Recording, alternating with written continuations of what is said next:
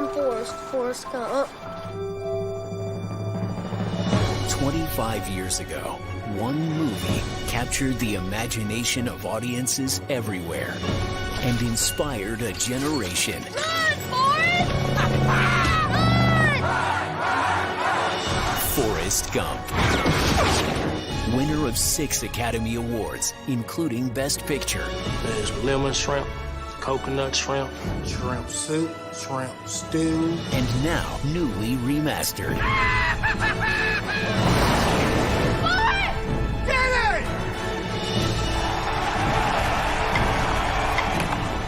My mom always said life was like a box of chocolates. You never know what you're going to get. Forrest Gump, 25th Anniversary Edition. Now on digital, Blu-ray, and 4K Ultra HD. Greetings and salutations. Welcome to the 30th Anniversary Watch-Along celebration of Forrest Gump, starring the one and only Tom Hanks, Robin Wright, Gary Sinise, McKelty Williamson, Sally Field, among others. I am your host, Ryan of And I Quote Channel. Here's what we're going to be doing here at Movie Watch Along. Now, before we start watching the movie, I want to let you know that you are more than welcome to watch this movie along with us in the comfort of your own home, whether it's through physical media or a streaming service. You can do that right now. Cue it up to around the 2-second mark. That's where we're going to hit the play button, but not just yet. But cue it up. And if you have any memories of this movie, anything about the book that it's based off of, or some of the actors and actresses that are featured in this movie, let us know in the comments. Let us know in the chat. Be more than happy to hear those thoughts and feelings, and we'll bring them up on screen, read them out loud as best we can, and we'll go from there. So before we hit the play button, I just want to share with you a little bit about my history with this film, going back 30 years. I remember watching this movie, Forrest Gump, on VHS tape. Yes, that's right, VHS. For those of you who remember those things, those like bricks, put them in a VCR, pop it on, movie plays, and you're watching it from there. I watched it a lot growing up. I really enjoyed it. I thought it's a great movie with a lot of great actors, great performances, really heartfelt story. And Robert Zemeckis is no stranger to tugging at the heartstrings, telling you to make the most of the time that you have on this planet and all that kind of jazz. So I really enjoyed this movie. At one point, I had it in my top 10 favorite movies of all time. Now, my top 10 or top 15 or so has changed a lot over the years. So we'll see what happens if this movie still makes the cut, or if I'm going to put it somewhere further down my list of maybe top 15, top 20 movies, favorite movies somewhere in there, but we'll see what happens. My co-host, Ryan the Real Dealer Regan, will be joining us here momentarily, but we're going to go ahead and start our feature presentation of celebrating the 30th anniversary of Robert Zemeckis' film known as Forrest Gump. We're going to watch this movie and hit the play button in 3, 2, 1, hit play. Here we go.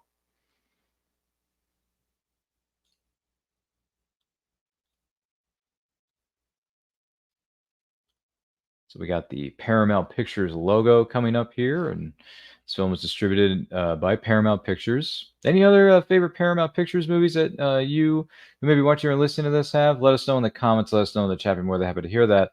By the way, if you're joining us live or on a replay, we thank you for being with us. And do not forget to like and share this with all of your closest friends.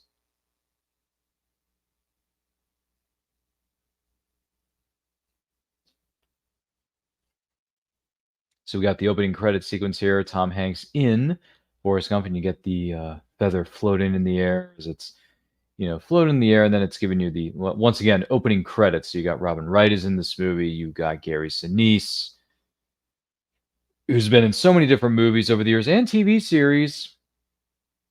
Excuse me, let's not forget Gary Sinise was Mac Taylor for 9 years on CSI New York.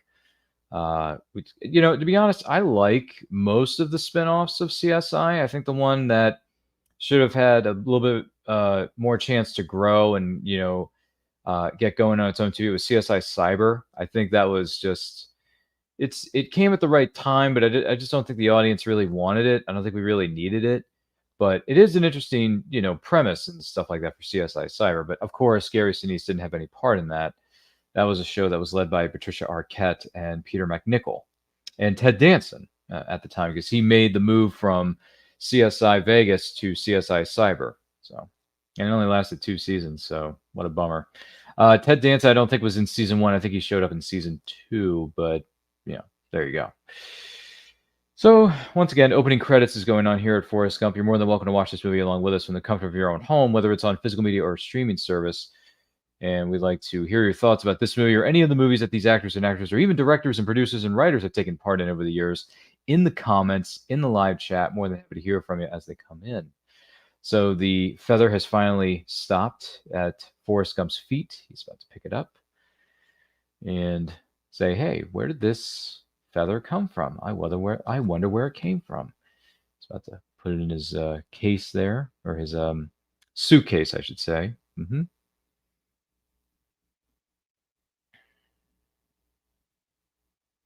Oh, he's got a Curious George book. That's really cool. Curious George. I remember reading a lot of those books when I was a kid. Yeah. Anybody else remember Curious George? Great character. Great stories, too. Anybody remember the animated series that they did? I think it was on PBS at one point. So there you go with that. There we go. So Forrest is sitting at the bench, the iconic bench, we all know. And he's about to meet an individual, maybe make a new friend, or just talk to this woman who just happens to be sitting on the bench next to him.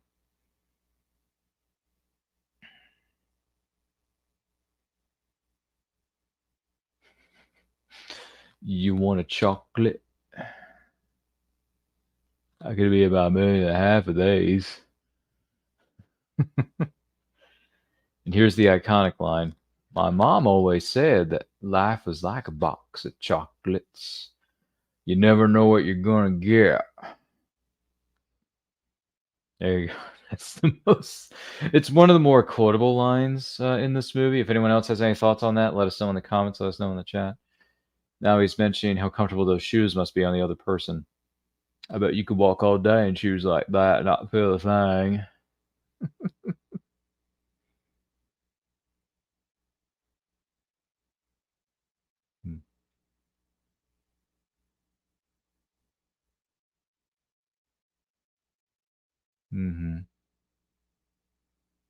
Sharing things that his mother taught him.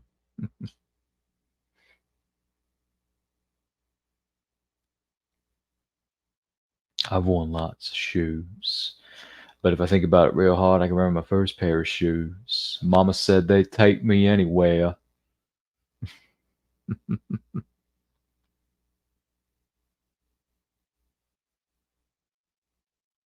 So now we're flashing back to the past, and Forrest is getting his first pair of shoes, and he's getting, I believe, what are known as leg braces on his legs. So that's the scene where we are right now in the movie. Man, it must have been tough for this young child actor to walk around with those braces on his legs. You know what I mean? Legs are strong, Mrs. Gump, as strong as I've ever seen. But his back is crooked as a so-and-so. And he accidentally falls.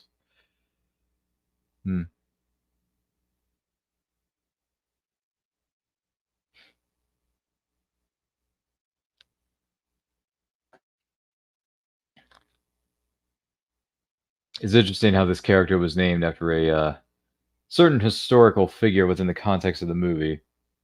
I just find it kind of funny.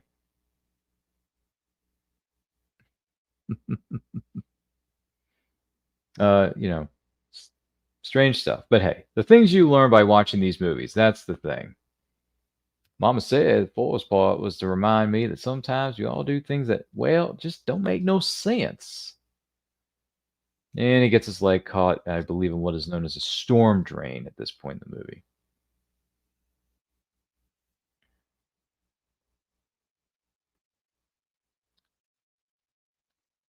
Sally Field, great actress, by the way. Sally Field's a great actress. I mean, she could play anything, man. She could be a loving wife. She could be a loving mother. She could be a best friend to another character. I mean, look at the career that this actress has had. I mean, seriously, she's done everything, whether it's the Forrest Gump. She even shows up as Aunt May in the rebooted Spider-Man films with Andrew Garfield as Aunt May. She did a good job with that. Thought she was a good Aunt May. She wasn't great. She doesn't hold a candle to Rosemary Harris, but then again, it's, you know, two different sets of movies, even though it's about the same character. You know, which in this case is Spider-Man, but still. It's just one of those things.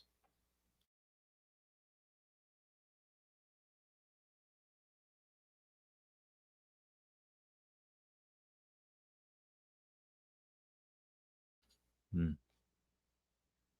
Mama was a real smart lady.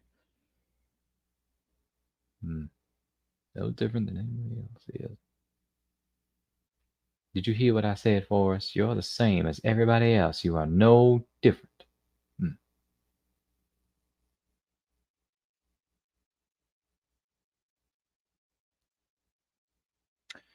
You know, it's one of those scenes where, not this scene where we are right now with Mrs. Gump meeting with the principal of the school and trying to get Forrest a good education, put him in a good school, public school, I believe it was. And I don't know, I get why. I think I get why they incorporated the next scene that we're about to talk about here in the movie, but at the same time, I'm thinking they didn't really have to put that in there, did they? I mean, was that really necessary? They could have just said, "Oh, your mom figured out a way for you to get into school," but then they don't show how she actually did it. You know what I mean? I don't know. That's just my 2 cents. I could be wrong though. You know.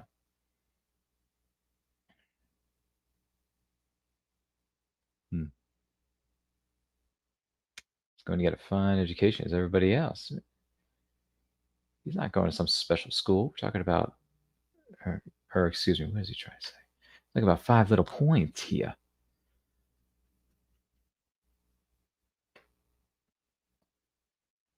Hmm. They don't really explain what happened to Forrest's dad. I'm thinking he was just a bad person and he just ran off. Or he was scared about being a dad, so he ran away. I mean, maybe that's it. I don't know. We never really figured out what happened to Forrest Gump's dad because he's mentioned off screen, but I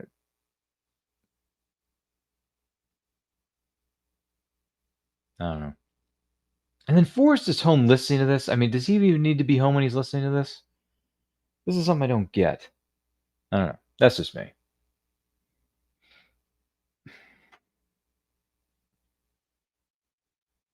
Yeah, Forrest is sitting on the porch, and then he pretty much figured out on. He put 2 and 2 together. You don't say much, do you? Yeah, he's just. I don't understand it. But once again, that's just me. Hmm.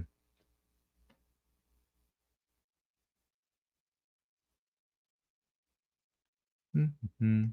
For those of you just joining us, this is the 30th anniversary watch-along celebration of Forrest Gump, starring Tom Hanks and company. We are currently at the, if I remember correctly, we are at the 10 minutes into this movie. So feel free to queue up your copy on physical media or streaming service. Watch the movie along with us. Comment below your favorite memories of this or any other movie starring these actors or actresses in the chat. And don't forget to like and share this with all of your closest friends. And if you're joining us live or what is known as a replay, we thank you so much for being with us. Forest. So sometimes we had so many people staying with us that every room was filled with travelers, folks living out of their soap cases and hat cases and sample cases, you know. And one time this young man was staying with us and he had with him a guitar case.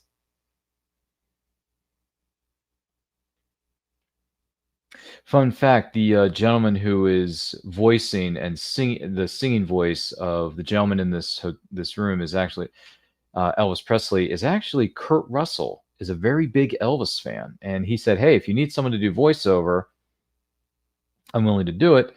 And Kurt Russell is the voice and singing in this scene, particularly featuring young Forrest as Elvis Presley. So that's Kurt Russell that you hear in the background. So doing his impersonation of Elvis Presley because Kurt Russell's a big Elvis fan.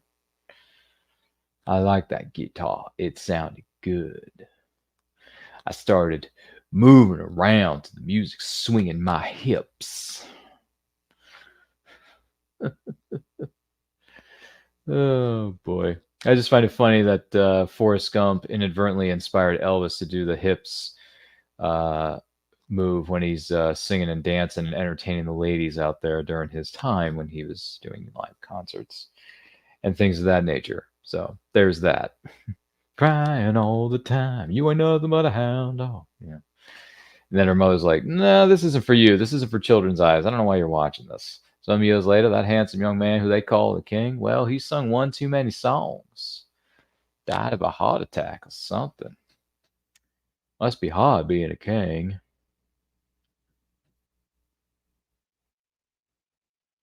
You know what's funny? How you remember some things you can't?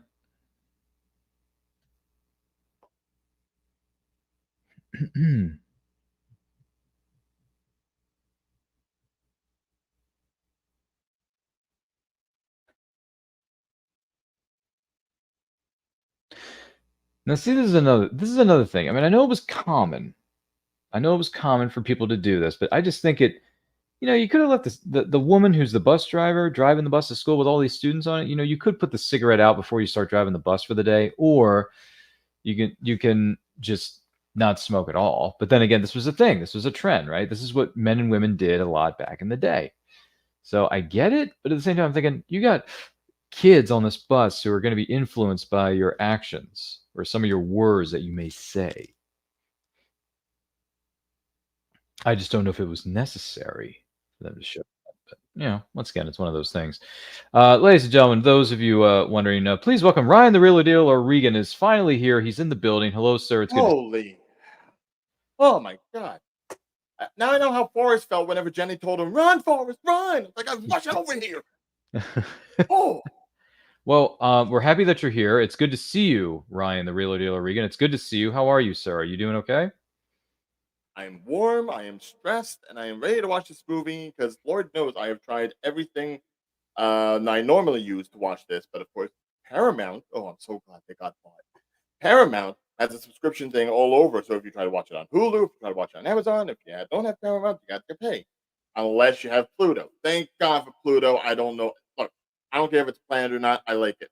Okay. Well, just to give you a heads up, for those of you just joined us and tuned in, Ryan the Real Deal, or Regan is our co-host for this event for Forrest Gump's 30th anniversary watch along. We are currently at, I want to say it's 14 minutes and 20 seconds into the movie where Forrest and Jenny are meeting together on the bus for the first time. And they're having a conversation. Oh, crap. All right. Yeah, that far. Yes, that's where we are within the film. So if you want to queue up your copy on physical media or streaming service, for those of you who are watching or listening, please feel free to do so. And you can watch the movie along with us. Comment below in the chat. We'd love to hear from you. And if you're joining us live on the replay, thank you so much for being here. And once again, thank you to our good friend Ryan the Real Deal, or Regan, for rushing home after a hard day's work and being with us. Deja Marie is here with us. She says, hello, Ryan. Good to see you, Deja Marie. We love you. Hello, Deja. It has been a long day. Bartending for 2 graduations. Wow. Jeez. Whew. Yeah. Man, it is the summer season, and there's a lot of special occasions being held, I'd assume, and including graduation ceremonies. So what are you going to do? But we are happy that you're here, Ryan. All right. So queuing up on Pluto, for those of you who are coming in late like I am. Yes. Apparently you can watch it Pluto, yes. Pluto TV. You can watch it from start. And what did you say you were at now? You were at what time? Well, to give you an update, I'm currently at 15 minutes and 35 seconds. Okay, 15 minutes. Hold on. Let's see how this works. Yep. 15:35 for those of you wondering. I am going through the minutes. You can just go to 16 at this point. I'm heading towards 16, yeah. 11, 12, 13, 14, 15, 16:07. Yeah, there you go. Run, Forrest, run. She's saying it now. And the boys It's like she waited for me. It's like she knew. Yeah, and the boys are chasing after him on the bicycles, which is the young Forrest scene when he's running away. So there you go. That's the context. There's them brackets. Yeah, they're coming. Run, Forrest, run. Exactly.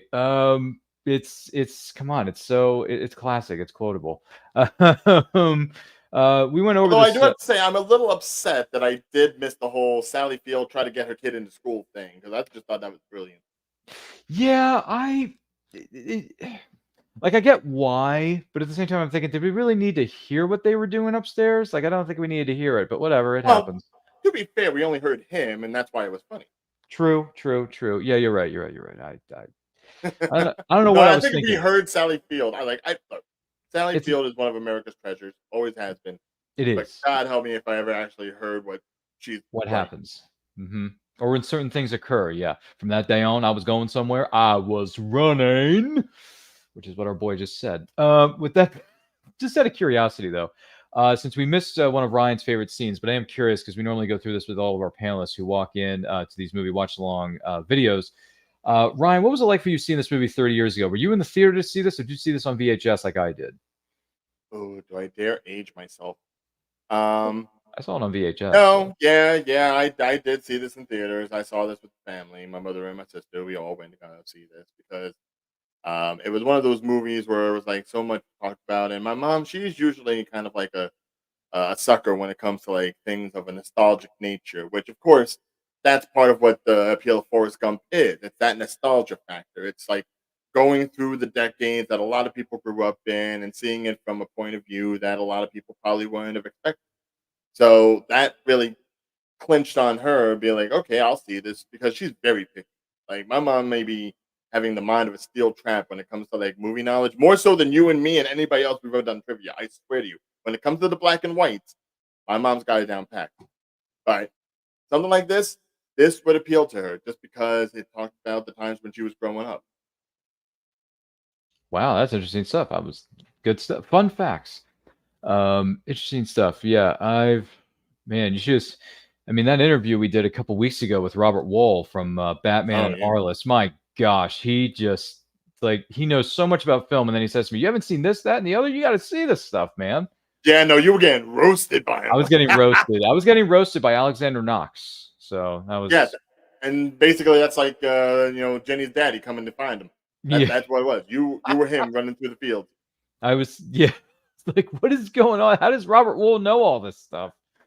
But it was great. It was a great Good man. interview. He's It a was a lot Jersey of boy. fun. That's why he's a Jersey boy. That's Yeah. why his mind is so good. That's okay. That's completely fair. By the way, thank you once again to Robert Wool for being a guest on And I Quote from a couple weeks ago. That was so much fun, and we're so thankful for him. And if you didn't see it live, it's on the And I Quote playlist. You can go back and watch the video. It's a lot of fun. Robert Wool, I didn't know how much of a cinephile this guy was, so he's pulling all these stories out of nowhere. I'm thinking, dang man, I should have taken film classes with you. Dude, could you imagine what he would have been like in the trivia league? Oh my gosh. I mean, he would have given a lot of people a run for their money, that's for sure. Oh, the Schmodown alone. Oh my He god. would. Would we put him in strictly just the singles, or do you think he could do well in Inner Geekdom? Ooh. That's a good question. I would want to say just regular singles because Yeah, I feel like singles. in a geekdom you have to be like a different beast for that. Yeah, that's true. That's true. I'll give you that. You're right. But I would have liked to have seen him compete in a singles celebrities match. That would have been fun. Oh right? yeah.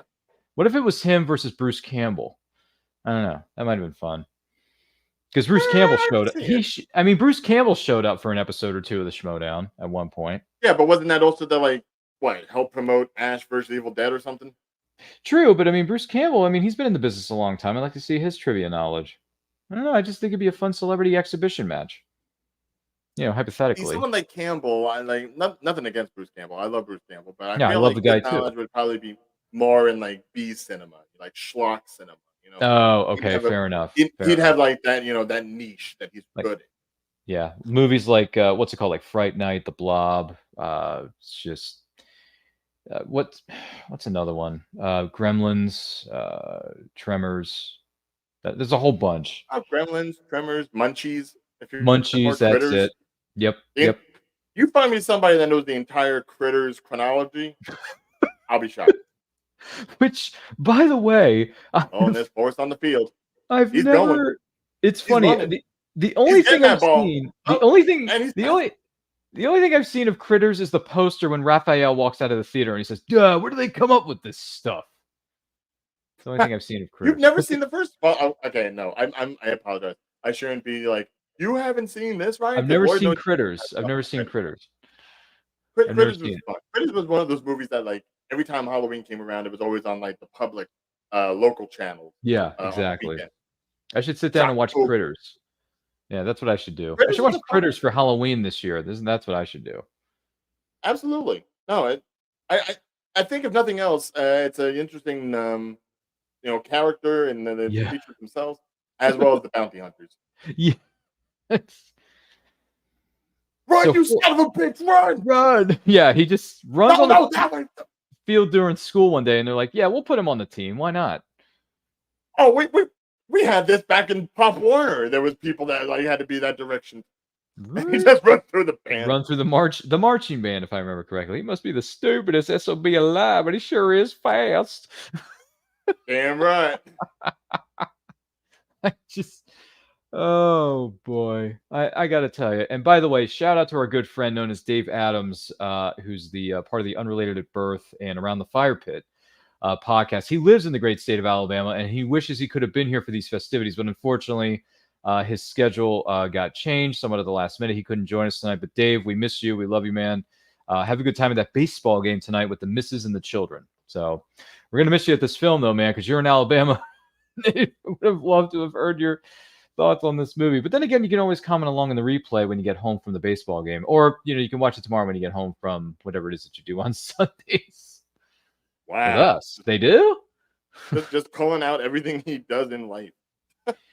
Yeah, well, yeah. He's a friend of mine. So, by the way, isn't that newscaster the gentleman who played Mr. Ernst on Hey Dude from Nickelodeon? Wasn't that David Brisbane? It I may don't have know. been. I haven't pulled up my IMDb yet. It may have been David. What's his name? I will Dave. check. I think it's Dave Brisbane with a B. I don't know. I might be wrong though. I might be way off.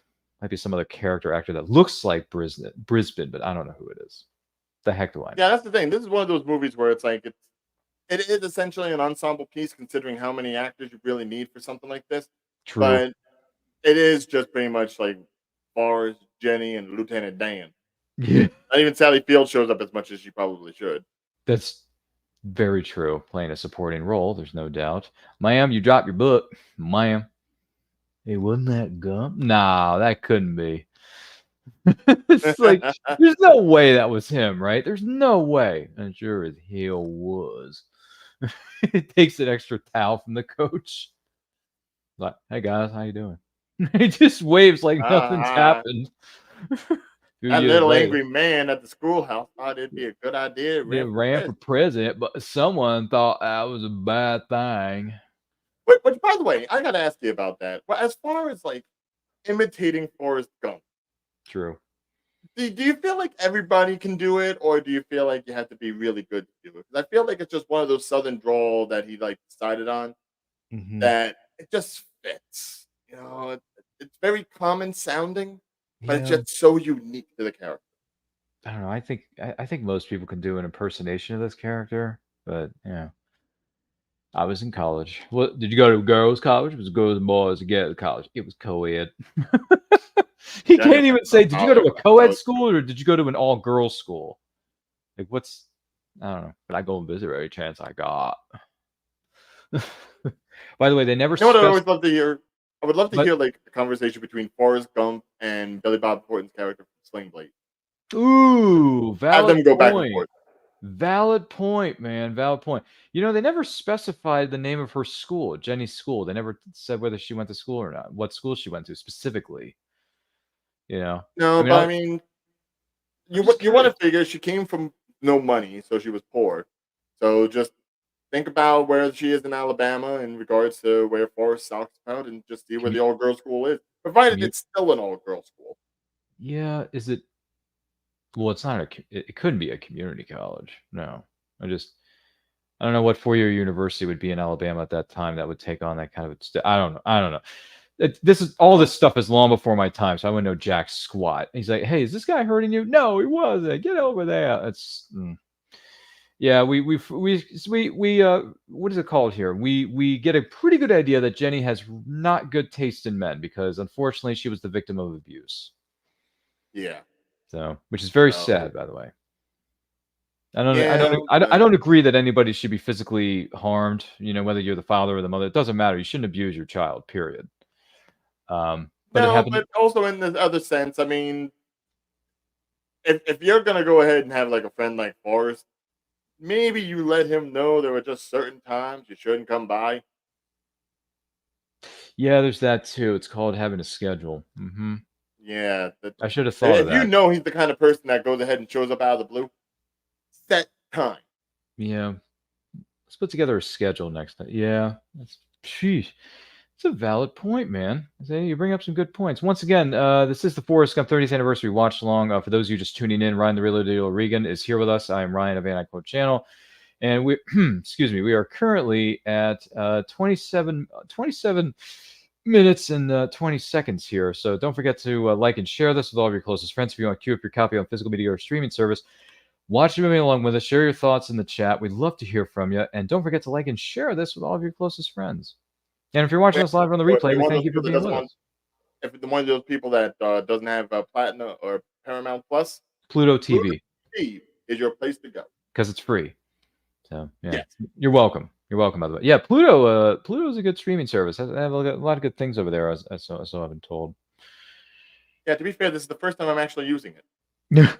It's a good thing we used it for this movie. You used it for this movie, then. It's like I really didn't want to have to spend the money to rent it, especially when I know I own it. But then that means hooking up the player to, and that's in the room, and I'm not bothering with that because I'm moving. So it's like I'm just trying to get everything together. Oh, you're in the process of moving? Oh yeah. Oh, congratulations, man! Where's the new bachelor pad going to be? Is it a few miles away from your old one? About a few miles, 15 minutes. Nice. Congratulations on the new pad, man. Don't congratulate me yet. You don't know the circumstance. Oh, the circuit. Oh, okay. I'm sorry. Not getting into it. Not getting into it here, but it's not my choice to leave. But I'm making the best of it. Oh, of course. But it will look nice.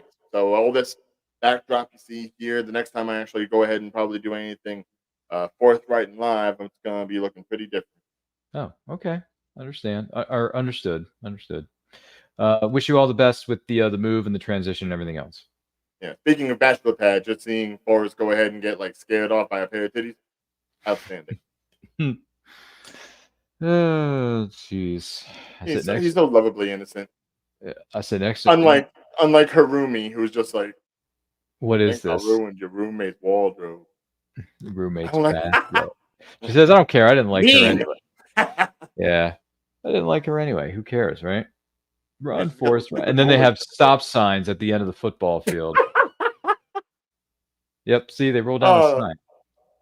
It's a giant. That's like something you'd see in a real comedy movie, which I would debate Forrest is comedy, but it's more like it's a dramedy. It's not done for comedy.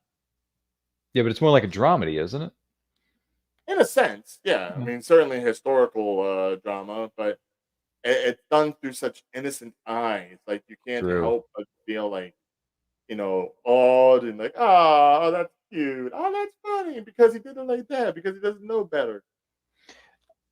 Number one, I wasn't hungry but thirsty. And number two, they was free. I must have drank myself about 15 Dr. Pebbles.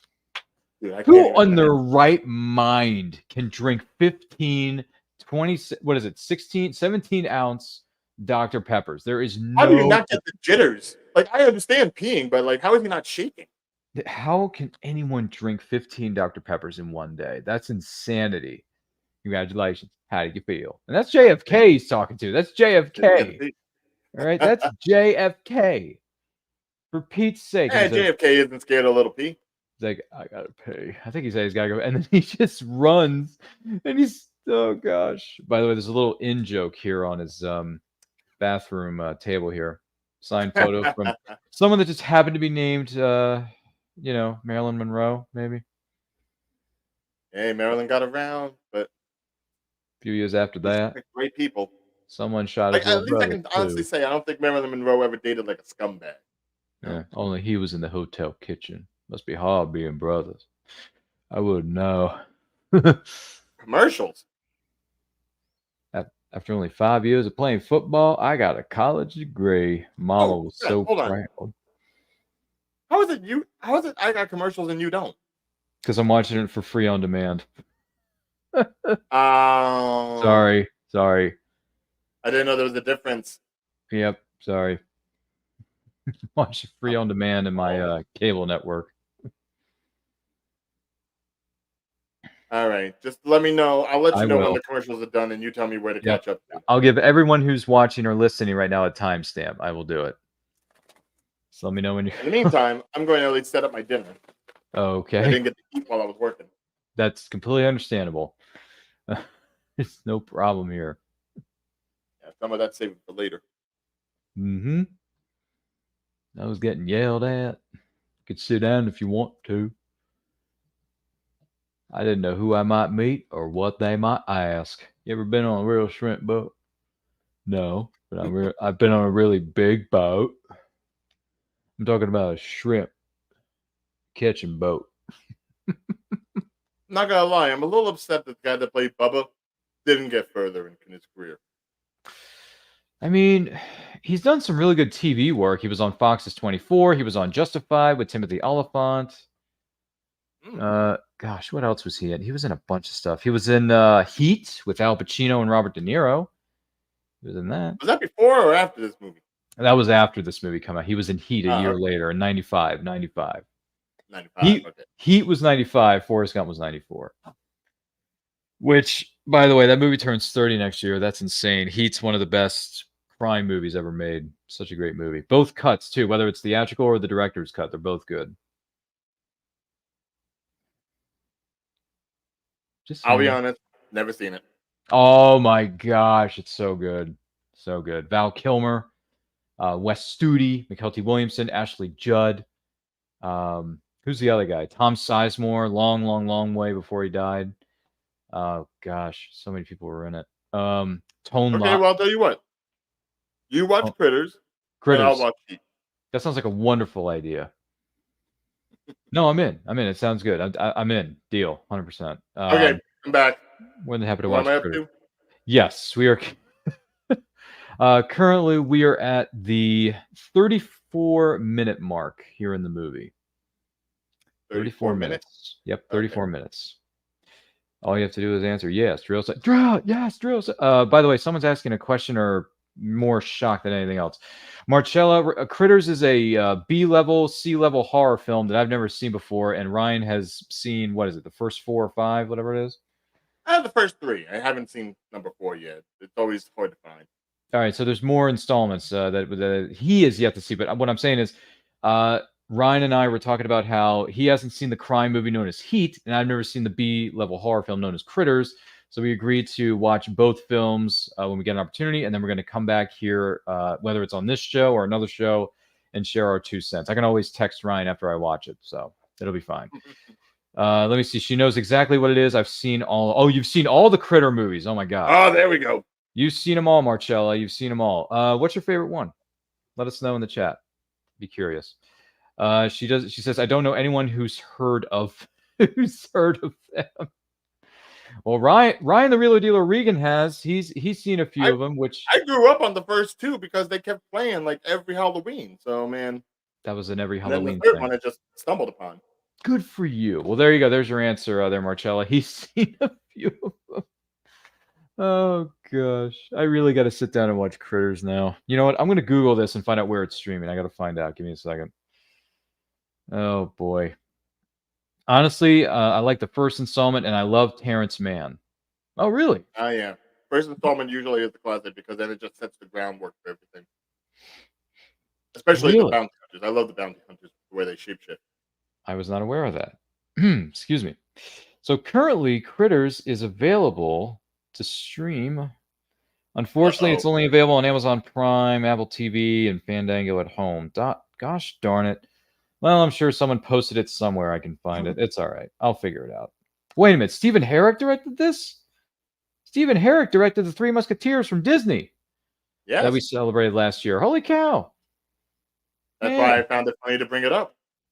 Wow, he directed Critters. Oh man, now I really gotta sit down and watch this. All right, I'm gonna find a way to stream this somehow, some way, and I'm gonna watch it, and then I'm gonna text Ryan and Marcella. If you want to know, I can always send you a DM on Instagram. Gee whiz, I got about Critters during a Forrest Gump watch along. Who'd have thunk? Jeez. Oh boy. I know. There's always random tangents that we go on. By the way, she says there are 5 Critter films, Ryan. 5 Critter films. Wow, that's a lot of Critters. Is there a box set I can find at Walmart for $2 or something? I don't know. I have to look come it on, up. at least pay 10. Be honorable. pay $10 for that? Hold on a second. Let me Google this for you. I'll find out. $10 a film. Yeah, there she is, like naked as a jaybird with a guitar in front, but Paul's just happy that she's able to sing.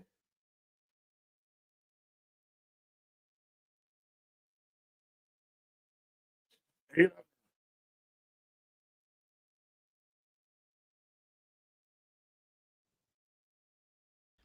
Oh boy. She's it's Oh, Marcella's saying, I don't know, I'm not sure. It's okay. Sorry, oh, Marcella. But anyway, for those of you wondering what Robert the Gump about to kick some ass. once again he was. She said Marcella says the last one in the Critters cinematic universe was released maybe 4 or 5 years ago. That recent? Really? Is that true? Wow. Okay. So they make a Critters film every 5 to 10 years. That sounds about right.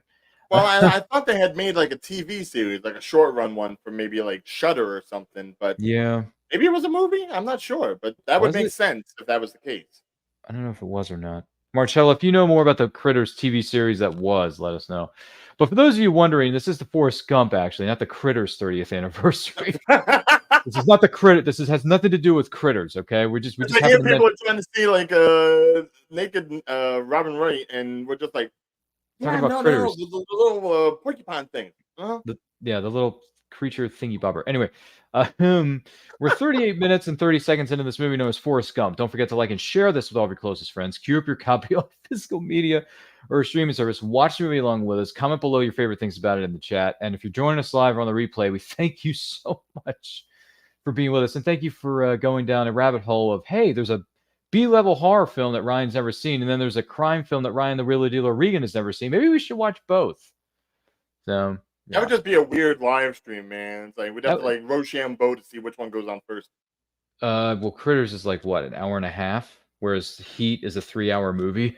So, 3 hours. well, it's 2 hour 45.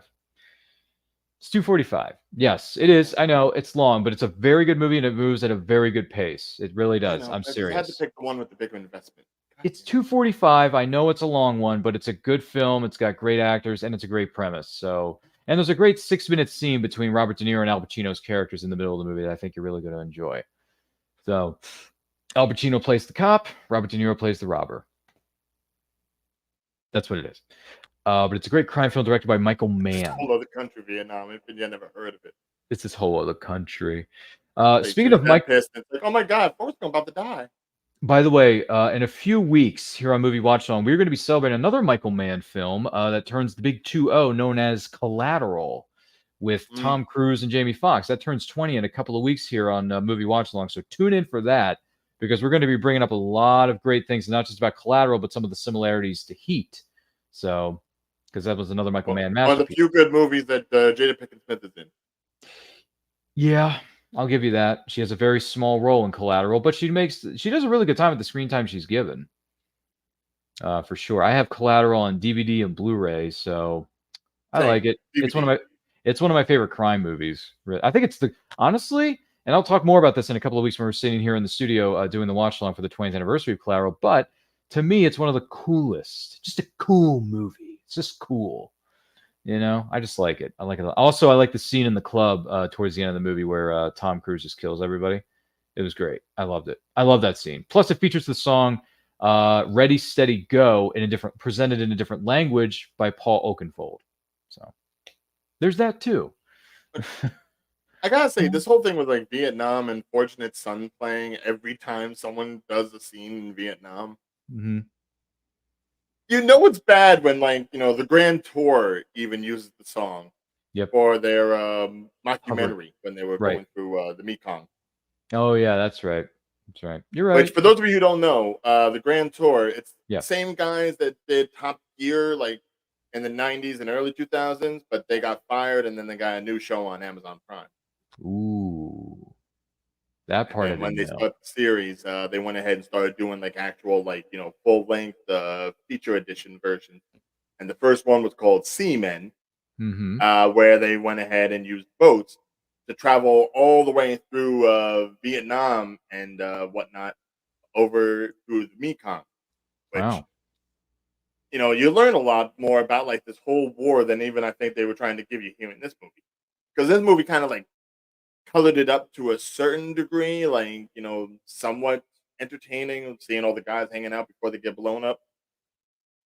But yeah, man, stuff was brutal. Hmm. And thank God, our generation never really got to understand that. Mm-hmm. We live in a time where we didn't have to worry. But these folks, Yeah, different story. Yeah, I was born big gum, sir. You better tuck that in. Don't want to get a car on a tripwire. Where you boys from in the world? Alabama, sir. You twins? No, we're no relations, sir.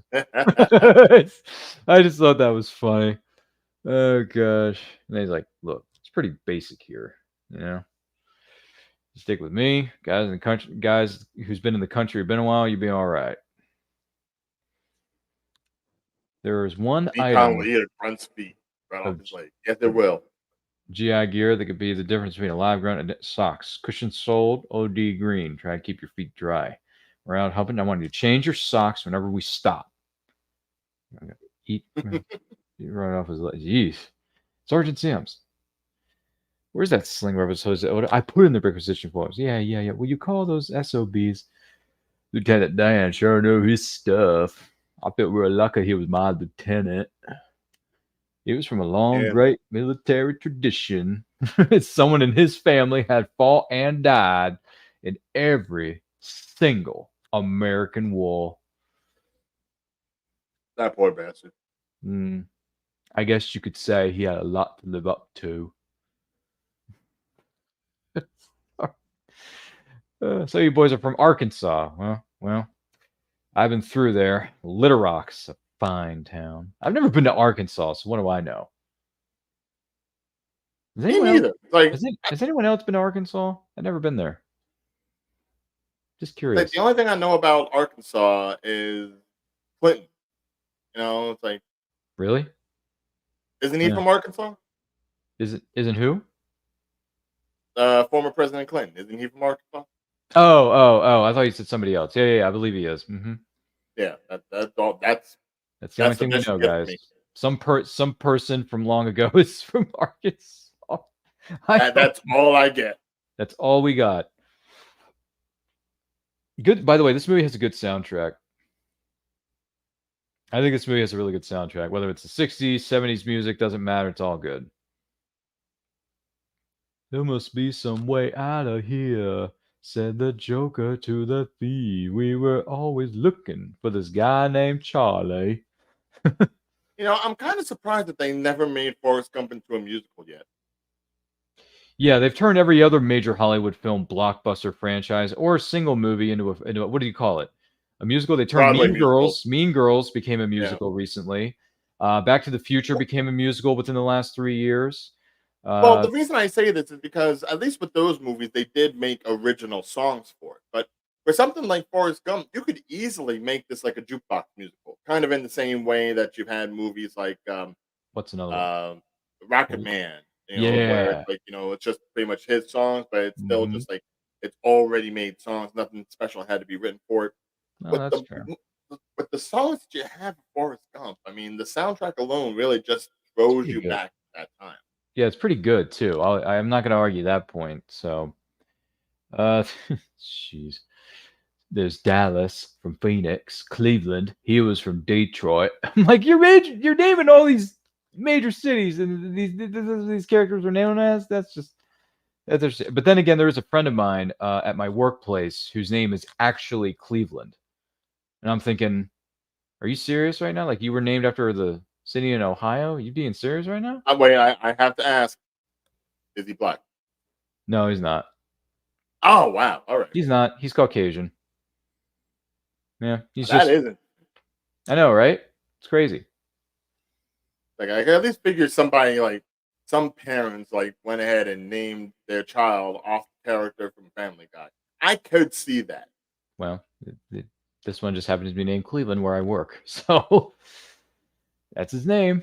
Comes into work. What time does he comes in during the... I mean, he's in there during the week. Commercial break's over. What are we up to? Yes. For those of you tuning in for Forrest Gump's 30th anniversary watch along, and not me just talking everyone's ears off. Just kidding. We're currently at 47 minutes into the movie here at Forrest Gump. 47 minutes in. Forrest and his fellow people within the army are going through different portions of rainstorms that are taking place in what is known as Vietnam. So, and then he says, shoot, it rained at night. Hey, Bubba, I'm going to lean up against you. Just lean up against me. That way we don't have to stick our heads in the mud. You know? You figure with like all the stuff that they carry around with them, they would have carried at least like some sort of a pop tent that would just go over their heads. Yeah, that's, oh gosh. That's a valid point. I didn't think of that either. Because they got all this other stuff packed in those bags. Come on. You can't even pack a simple little tent? I mean, it's, I don't understand. Like all you need is like a piece of fabric and some rope and a stick. Stick can be sticking outside the backpack. They won't put that on the side, but And a stick. Yeah. and a stick. That's all you need. Well, you can, yeah, you're right. You can make a 10 out of that. But yeah. But don't forget to like and share this with all of your closest friends. If you're joining us live on the replay, we thank you for being with us for Forrest Gump's 30th anniversary. And once again, thank you to our good friend Ryan the Real Dealer Regan. It's been a while since he and I have shared a studio together, but it's great. See? That's right. Bubba did have a fine idea. The Mamas and the Papas, California Dreamin'. See, that's another one. I told her all about it. I sent her letters, not every day, but almost. I told her what I was doing, and asked how she was doing. Told her how I always thought about her always, and was looking forward to getting a letter from her. Just as soon as she had the time. Yeah, but she was too busy with the The hippies, and going around. The only paper she was worried about was rolling, not right. Oh yes, Ryan the Real Dealer Regan with his zingers. Mm-hmm. The singers. Or one-liners, however you want to phrase it. I'm sorry. No, it's just... There's Is that all I am to you? No, I'm kidding. I'm kidding. There's something happening here. Oh. This one day we was out walking like always, and then just like that, someone turned off the rain, and then the sun come out. And so did the bullets. And then all of a sudden everything just goes to you-know-what, because there are bullets flying everywhere, aren't they? It's just nuts. Thank God. Visibility is necessary. I guess they found Charlie, didn't they? Well, or no, more so. Charlie found them. I think Charlie found Charlie found them so much, so we could just leave it at that. Charlie found them. Strong arm. Let's go. Come on. We got a man down back here. Yeah, we got more than one man down. You guys just lost 10 people in the first 10 seconds. Just saying. It's war. Barely see where the shots are coming. Oh, that guy's gone. It's just, that they're coming back from that. Woof. Those guys just got, sadly. Very sad. Yeah, and this is going to be coming up the part where Bubba gets it. Yeah, well, he's going to get hurt. Yeah, he's going to get hurt too, pretty badly. Just out of curiosity, though, did you? Not that it matters, but I'm just curious. What did you do on July 4th? Did you watch Independence Day and Jaws like everyone else did, or did you have work to do? I had bartending, man. How was it? Celebrate America the way that America celebrates every other day. So how was it? Did you have fun? Oh yeah, no, I've been working the same house for the last 3 years. They've been very good to me. So of course I wanted to go back and take care of them. Nice. They've been very, very good to me. Good for you, man. Yeah, I watched Independence Day throughout that day, and then I watched part of it that day, and then I finished the rest of it a few days later, and then I watched Jaws. And I'm like, geez, Jaws turns 50 next year. That's insane. 50? Yeah, it does, because it came out in 75, remember? Oh, God. Yeah, it turns 50. Jaws turns 50, which, by the way, Case, I don't know if you know this or not, but we got to add Jaws to the list next year, because Jaws is a big one. And we're going to need a bigger boat when we watch that movie, for sure. They're going to need a bigger cast of people to watch something like that. The 50th anniversary? Of Jaws, yeah, the original. Mm-hmm. I mean, anniversaries are good when it's every 5 or so, but 50 is a milestone for anything. It is a milestone because it was the first blockbuster. So there you go. Jaws turns 50 next year, which we will be adding to our list of movies to celebrate here on Movie Watchalong. So if anyone has any more suggestions Let us know in the comments or send us a DM on Instagram. Love to hear from you. Any other movies? Could be. I know we're doing Teenage Mutant Ninja Turtles because that turns 35 next year. So that I'm gonna go to town on that one, man. I freaking love that movie. So, yep. I know. I've seen you with turtles. That one turns 35. Let me see. What else we got planned for next year? Gosh, we got the 40th anniversary of Back to the Future. Oh boy. We have the 35th anniversary of Back to the Future Part 3. So that's happening. We're going to do a double feature weekend with Back to the Future on that Saturday and Back to the Future Part 3 on Sunday.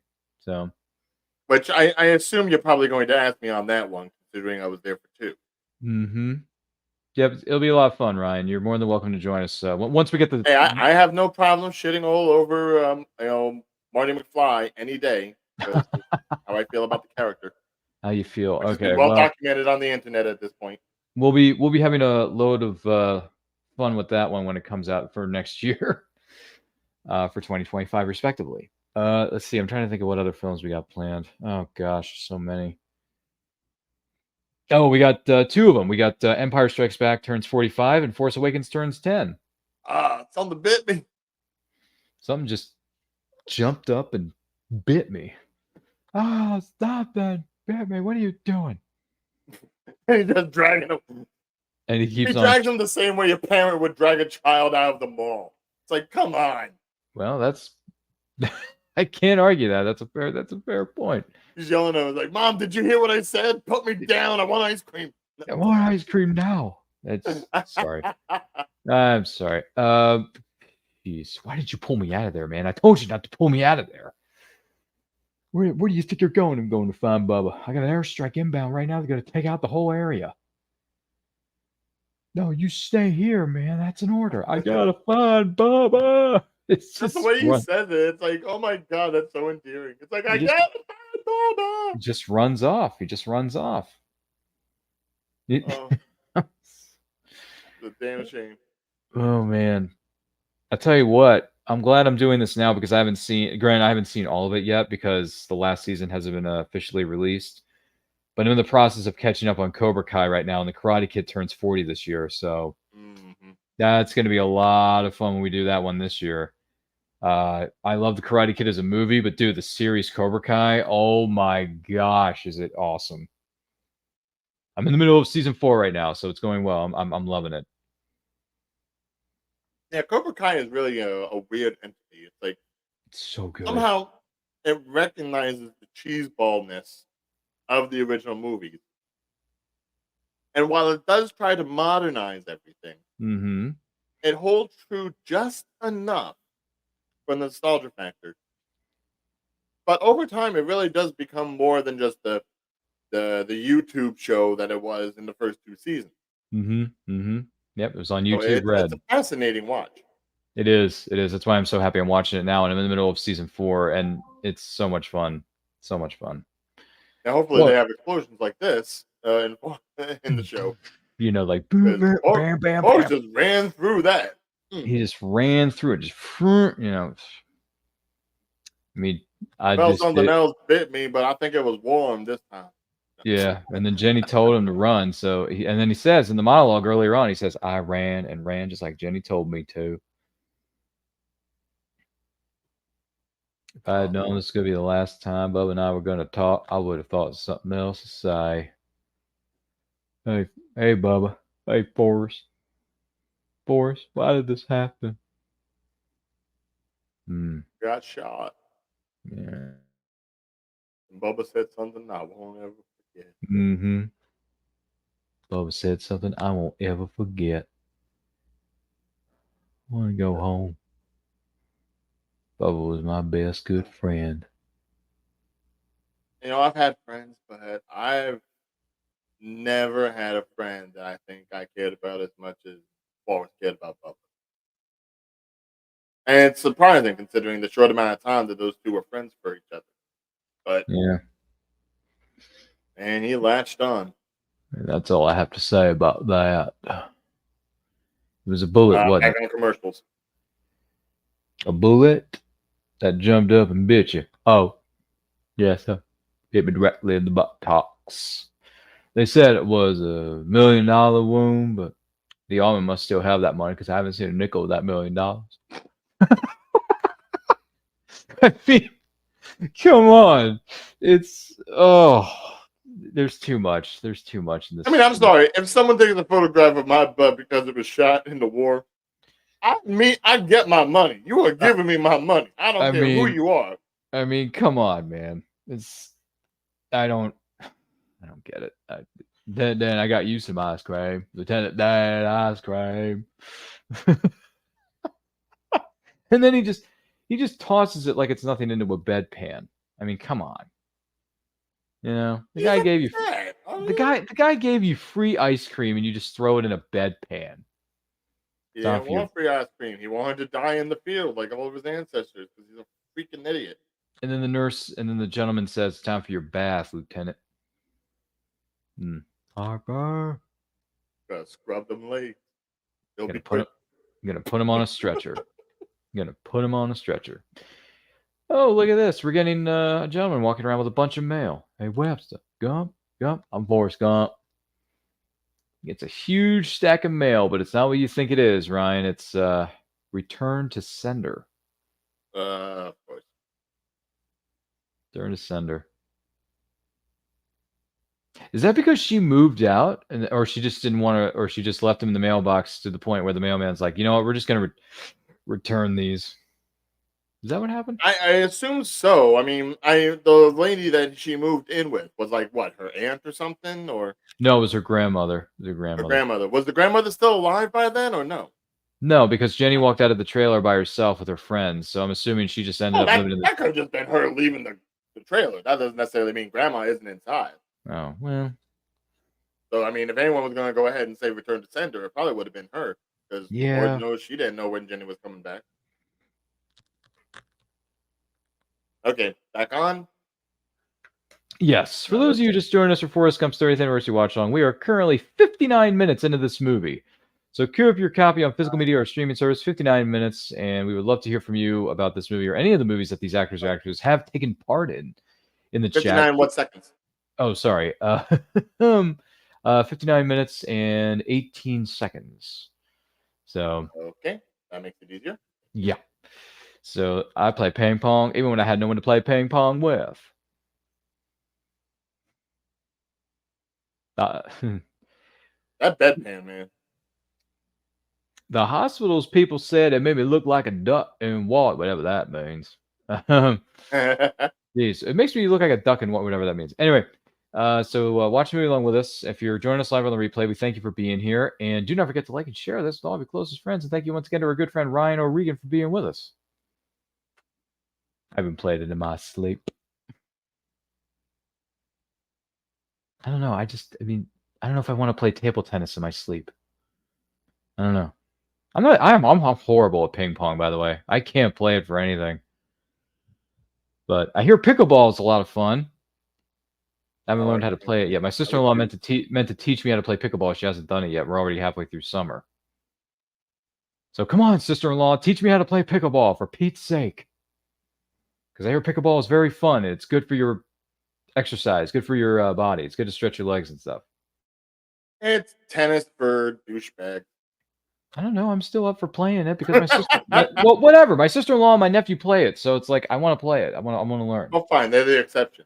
They're the exception because it's my sister-in-law and it's my nephew. So what are you gonna do? Yeah. That was my destiny to die in the field with honor, and you cheated me out of it. Cheated me out of it. Cheated. You cheated me out of it. It's like I've never actually seen too many people have a death wish. Mm-hmm. But Lieutenant Dan had a death wish. Mm-hmm. More so than, Bronson had a death wish. It just made me think of that quote from that, that film with Bill Murray called Quick Change? Yes. Okay, so he looks at Phil Hartman and he says, to go from Woodstock to Charles Bronson? Because he's holding a gun at Bill Murray and Gina Davis and Randy Quaid's head because they thought they were breaking into the apartment to steal the TV set. To go from this to Charles Bronson?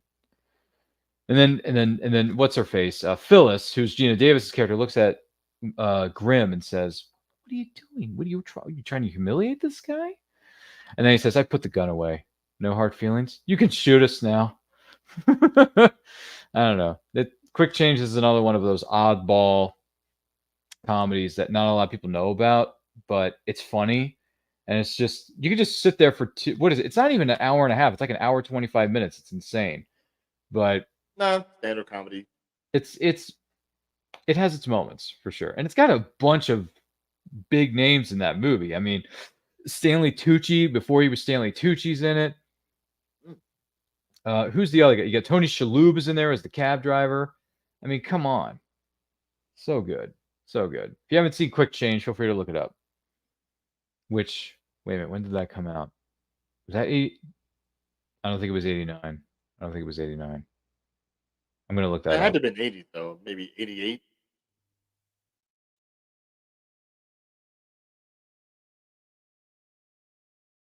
Uh-oh. Mrs. Robinson. We may have to do a 35th anniversary because that movie came out in 1990. So we may have to do a 35th anniversary watch along for Quick Change, Ryan.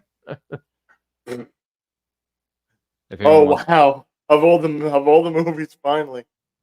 I understand you were wounded. Where were you? In the buttocks. Well, that must be a sight. I'd like to see that. Yeah, the president's saying that he wants to see your war injuries. I mean, that's just weird to me. But yeah. Yeah, but that was what, LBJ? It was LBJ. Yeah. It was LBJ. You're right. It was. Oh, yeah, he liked that. He was like, "Gee whiz!" Huh? He was he just walked. That's the country in him.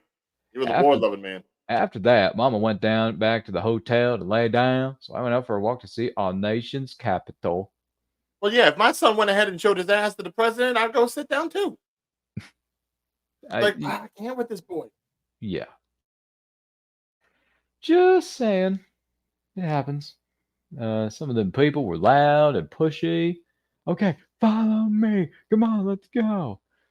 And these are Vietnam veterans against the war in Vietnam, and Forrest just happens to fall in with them accidentally.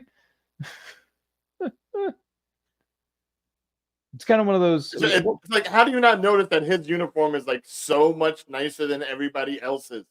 Yeah, there's like a, what do you call it? A wardrobe difference. So is anyone else noticing this?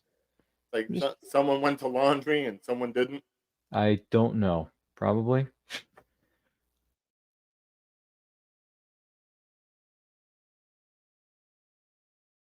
I'm not sure who that was, but I still don't know to this day who they were talking about with the American flag shirt. Do you know who the gentleman was? Yeah, who was it they were talking about here? Oh, that one. I'm not really sure. The gentleman with the American flag for a shirt, he reminds me of that lead singer from The Doors. Jim Morrison? Morrison? Was it Jim Morrison? Kind of reminds me of him, though. Does anyone else think it was Jim Morrison? Nah, not with that kind of hair. Okay, well then who? All right, well. Yeah. Okay, it's someone who may or may not look like Jim Morrison. I don't freaking know. By the way, I don't know if we should do this or not. This is just a. I know this is going to sound crazy. Does anyone remember the film that came out in 1989 called Little Monsters? Yeah. Fred Savage and Howie Mandel. Well, I totally forgot about this, but that movie turns 35 this year, folks. May have to add that to the list. I don't know. I'm old. I know. Well, I don't know if we don't have to, because between the two Fred Savage movies that came out that year, I'm more of a fan of The Wizard than I am. I like both, but I like The Wizard more than Little Monsters. So, by the way, we are doing a 35th anniversary watch along at the end of this year for The Wizard with Fred Savage. So, it's happening. It's happening, guys. I enjoyed The Wizard when I was a kid, but The Wizard itself is just like one big commercial for Nintendo. It is, but that doesn't bother me. I still love it. I still love the movie. Yeah, but at least I can say that like there was a lot more creativity with something like Little Monsters. That's very true. Design, the set design, the story. Like I appreciate more what Little Monsters were trying to do. It was a coming of age movie, really. Yeah, with Little Monsters. But then again, so was The Wizard. Yeah. By the way, Little Monsters has been digitally remastered and re-released from, I believe it's called Arrow Video or Voltron Video. It's one of the two. But feel free to look it up. There's an Ultimate Edition available out there on Blu-ray and DVD right now. So I do have the remastered version from them, and it's great. It has these great behind-the-scenes features of how the movie was made, interviews with the cast and crew, certain members of the cast and crew like that. It's a lot of fun. So feel free to look up Little Monsters, classic 80s film. Good movie to watch for Halloween. Jenny! Forrest! Jenny!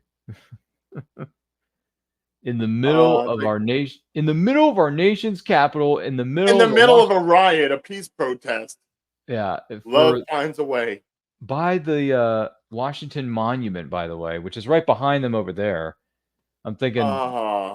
It was and everybody. That is beautiful with everybody. Yeah. That's wonderful. It was the happiest moment of my life. Jenny and me were like peas and carrots again. That scene right there is a poster. That is something to put on the wall. I would venture to say yes. Shut that blind man and get your behind away from that window. Don't you know we're in a war here? But then again, Jenny's hanging out with the Black Panther Party, so things were very different, and people were very upset about a lot of the events that were occurring in the late 60s, early 70s. So yeah, but she's only there because of her boyfriend. Yeah, because he's from the Berkeley chapter. Oh, we lived together at Berkeley. Wesley. Yes. Wesley. Thank you. Is it Wesley looks like every douche I ever saw in college. Really? Okay. Oh yeah, with the hair and the goatee and the glasses. Oh my god. Yeah, I'm looking at the Okay, well, you call something out, you call something. I mean, I'm sorry. I just look at him and it's like I don't care what you have to say. This person is not the nicest person in the world because he just slapped Jenny. By the way, he slaps her violently.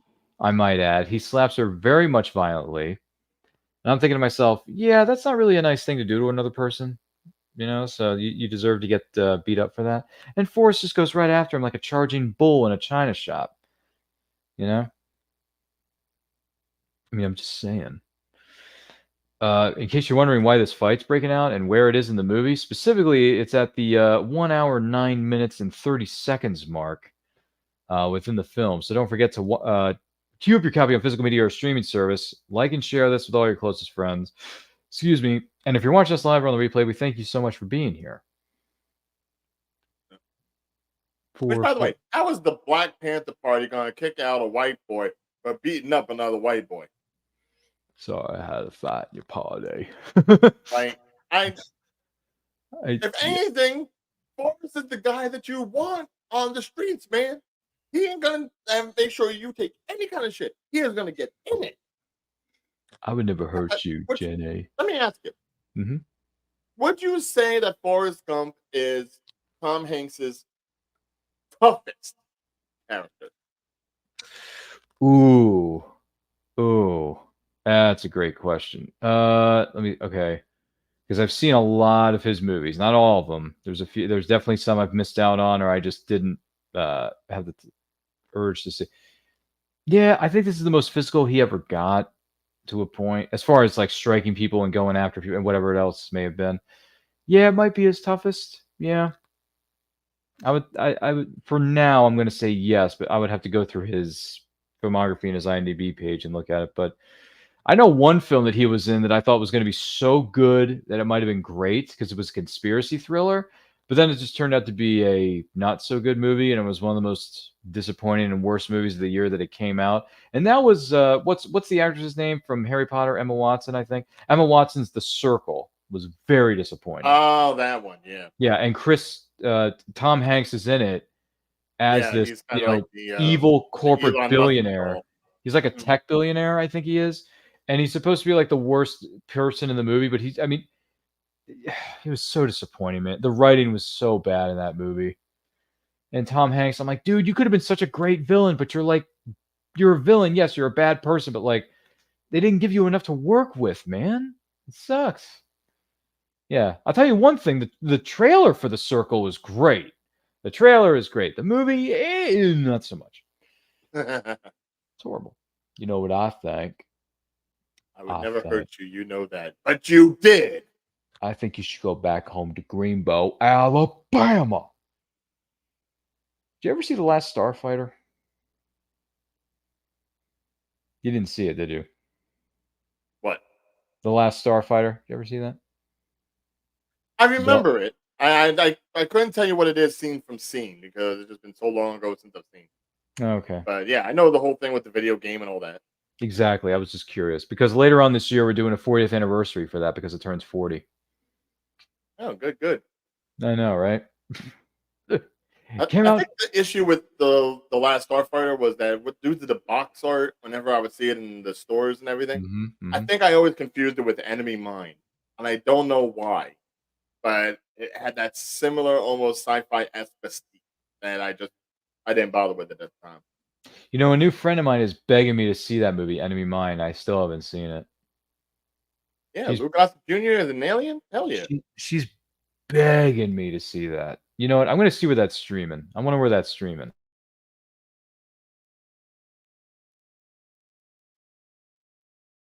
Might be on Pluto.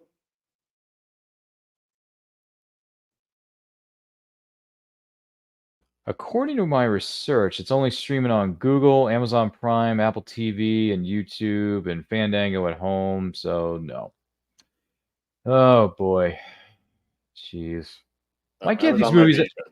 Why can't these movies ever show up on Tubi or Pluto, for that matter? Gosh. Because the thing with Tubi, from what I'm seeing, is that it just has certain contracts with certain independent distributors. Like the fact that I can find almost every single full moon film, like from Oblivion and on, Ginger Dead Man, Evil Bong, all those films, all the Puppet Masters, like that is wild to me. Okay, well, it's not streaming anywhere I can watch it, so have to look at other sources for Enemy. I may just have to bite the bullet and get it on Amazon. On DVD or something, because I need to watch that. Was it Enemy Mine? And then what was the one we were talking about? Critters. I need to watch that and Critters. So yeah. Yeah, you got to get on your sci-fi nut, man. Like I really do. There's a lot of little ones that just anything that you've seen at a convention, because I know you've gone to conventions. Anything you've seen at a convention, it's gonna mean something to somebody. So I mean, if you see a poster for a movie that you've never watched before, you've never even heard of before, get on it. You'll be surprised how much of an open world it brings to you, and how much if you go ahead and mention it, people are like, "Yes, I love that one." Forrest Gump, John Lennon, welcome home. Yeah, Dick Cavett here. Can you tell us what was it like? It's so and so. They don't have nothing at all. By the way, Amazon has the first 4 Critters films as a set for $7. $7. $7. Dude, that's a steal. Yeah, well, it's available on Amazon on DVD right now. It says it's the listing price is $14.97, but apparently it's on sale for $7.21, and there's only 13 copies left in stock right now. So I'm surprised there's that many. Let me see if Enemy Mine is here. Hold on a second. Let me see. Gotta find out about that 5th one though that you mentioned.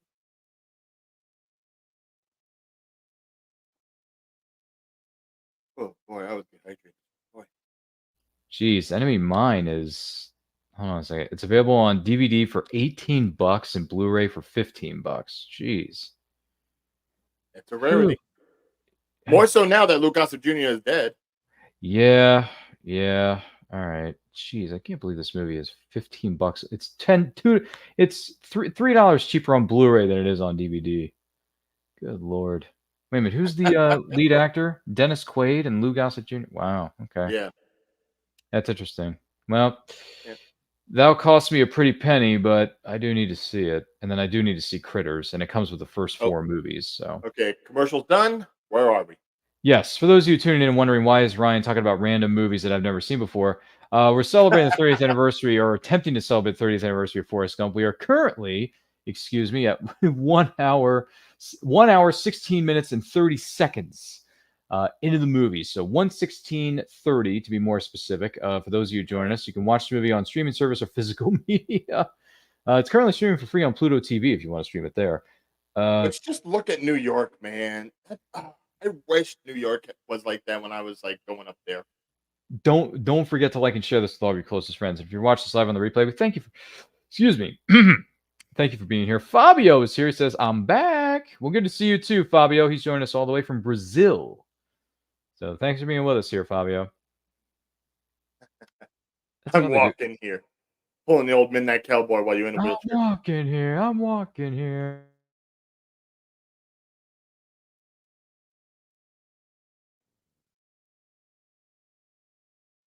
And Garrison needs just a crack.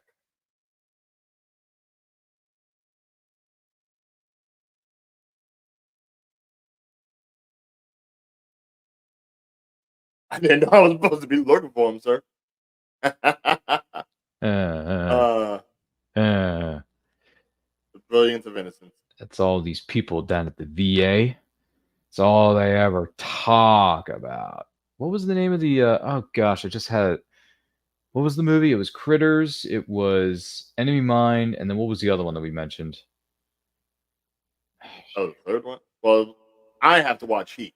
Yeah, but it was. I thought of another movie. I just can't. You had to watch. Yeah, I was thinking of another movie. I just couldn't think of it now. Doggone it. Oh, it was Critters. I know, but it was Critters, Enemy Mine, and then there was another one. Quick Change? No, you said that. No, I said that, but I have that on. No, I don't have it on DVD, but I do have it on. I have it on my Amazon wish list. That's for sure. Can't remember the name of the movie. I'm going to think about it for a second. But I'm going there, Lieutenant Dan. Oh. Then he just rolls right over. He's going right over to him at like 20 miles an hour.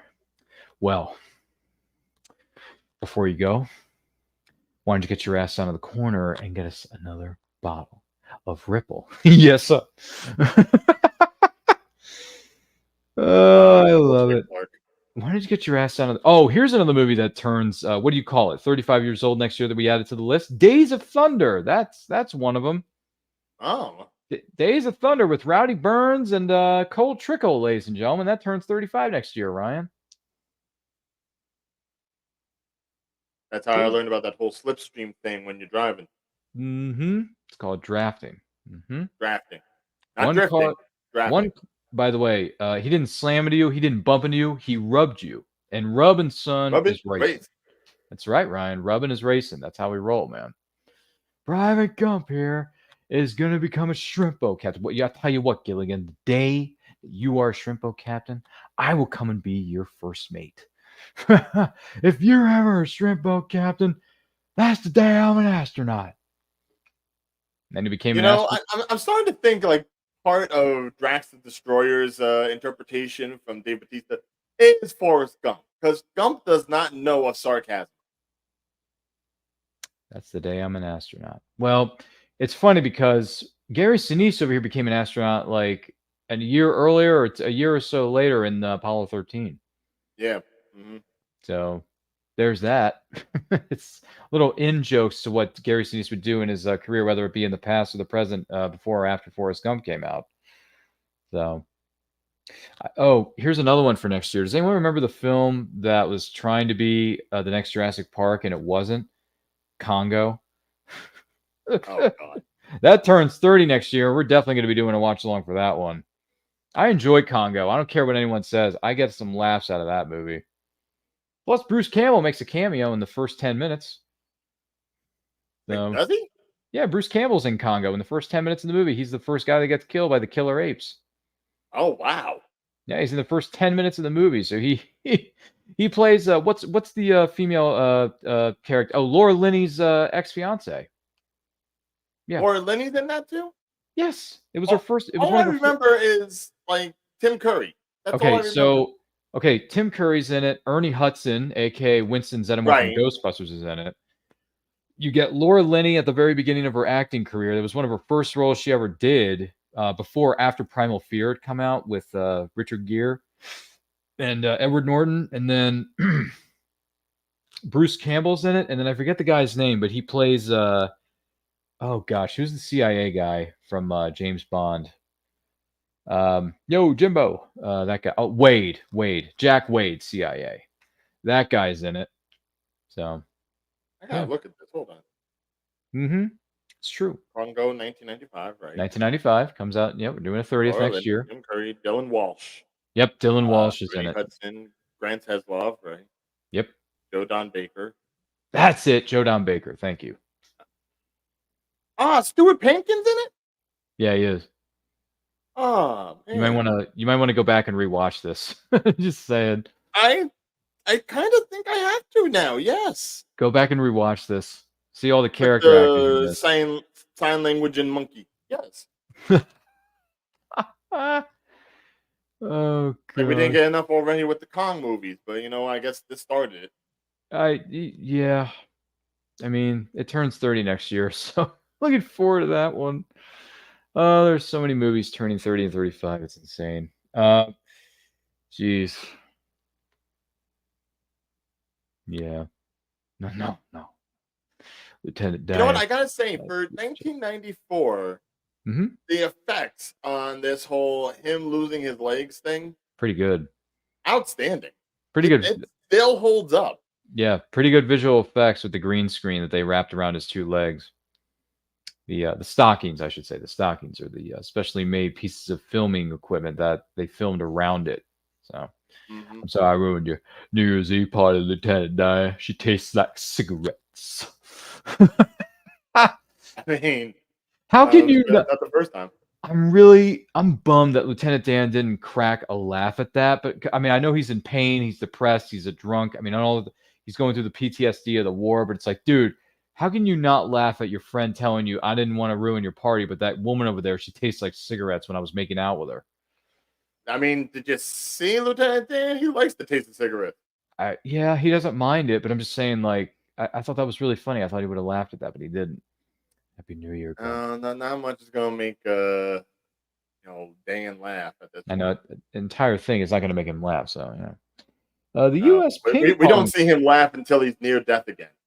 Yeah, the U.S. ping pong team met with the president today. A few months later, they invited me and the ping pong team to visit the White House, so I went again. And I met the president of the United States again. And he meets a lot of presidents in this movie.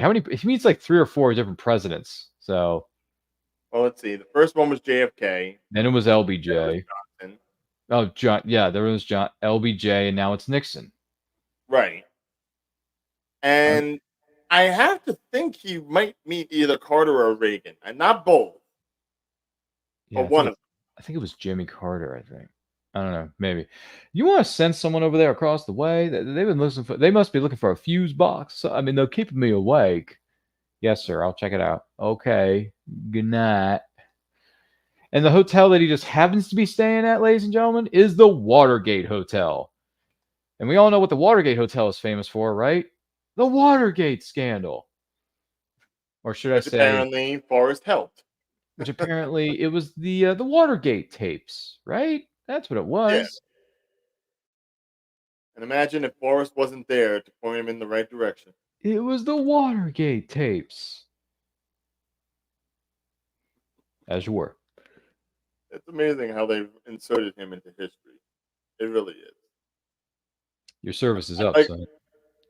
like all of it seems plausible until later in the movie with the "Have a nice day" thing. Yeah, have a nice day. That's when I'm like, okay, we're done here. My service in the United States Army was over, so I went home. Oh, gee whiz. Same thing can't be said for Jenny. Yeah, Sally Field plays a great matriarch, motherly character in this movie. She's so good in it. She really is. I wouldn't have minded like some sort of like movie or some sort of like subsequent short that showed me what was Mama Gump doing all this time while Forrest was doing all these things. Like, how was she living? It's a very good Or even a point. prequel. Let me get a prequel of Mama Gump. All right, commercial's over. Yes, for those of you tuning in for the 30th anniversary celebration watch along of the movie known as Forrest Gump, starring the one and only Tom Hanks, among many, many other talented actors and actresses, Currently, we are 1 hour, 26 minutes, and 40 seconds into the movie. So feel free to queue up your copy on physical media or a streaming service specifically. It's streaming on Pluto TV for free right now. Watch the movie along with us. Comment below your favorite things about this or any other movie featuring these actors and or actresses in the chat below. And if you're joining us live on the replay, we thank you so much for being with us. Are you crazy? I'm just playing stupid. Stupid is, stupid does, Mrs. Blue. I guess. I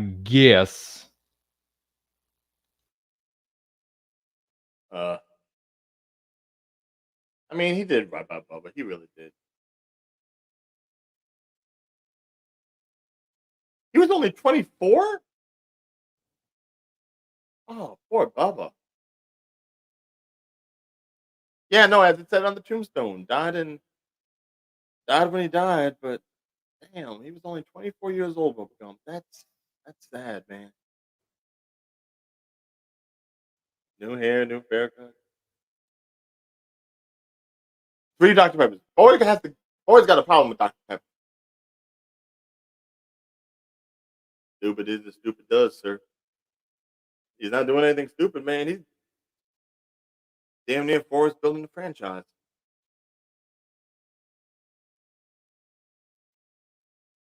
Which I never got into ping pong like that, man. How ping pong has become so popular. It's like, I was actually just bartending at a graduation today. They were playing ping pong. I'm like, I can't.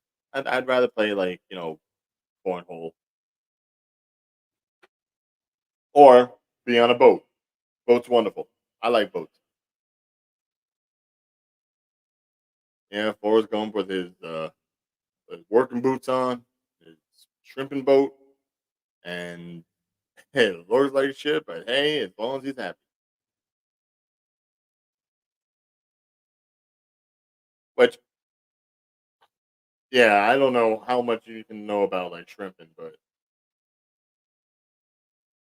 you're lucky to get 1 or 2. 5.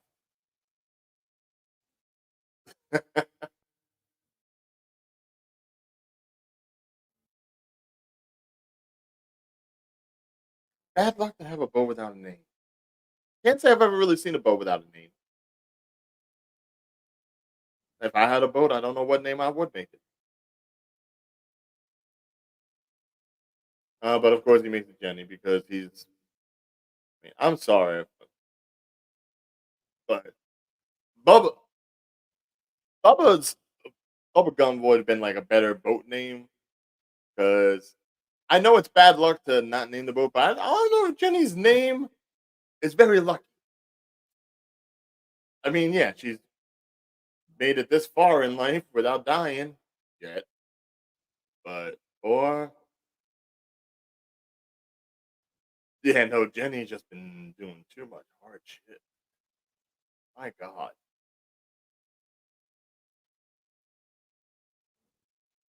Oh, even in this scene where the guy's like stroking her back, she does not look good. This right here so far is like the worst I've seen Jenny, and she was just out clubbing. Mm-mm. That is not the face of a woman that is happy. That is a woman that has the face of somebody who's well, I wouldn't necessarily say ready to jump off the side of a building, but apparently she's doing that. Ah,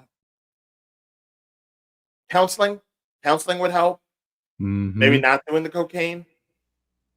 A seltzer just to clear your head. Anything's probably better than this, Jenny.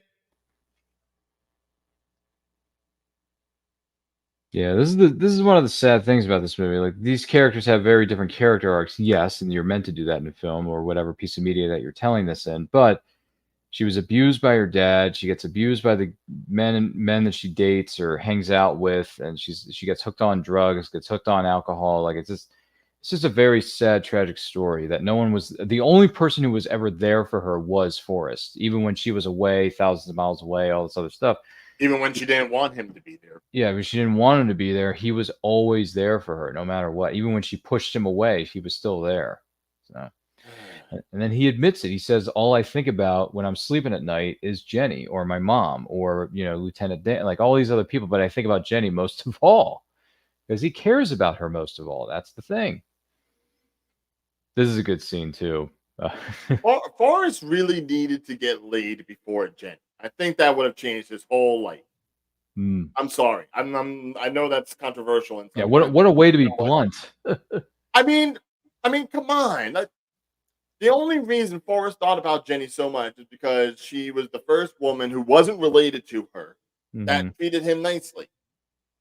If we, as guys, always fixated on the first woman that I wasn't family that treated us nicely, we'd all be in a hole. I'm sorry. Like, Forrest needed to get out more than he even did.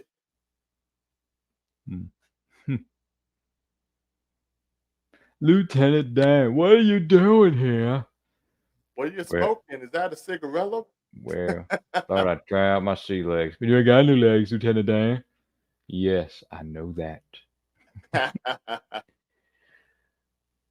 Well, Captain Forrest Gump. I had to come see this for myself. And I told you if you were ever a shrimp boat captain that I would be coming to be your first mate. Well, here I am. I am a man of my word. Okay. Yeah, but don't you be thinking I'm going to be calling you sir. No, sir.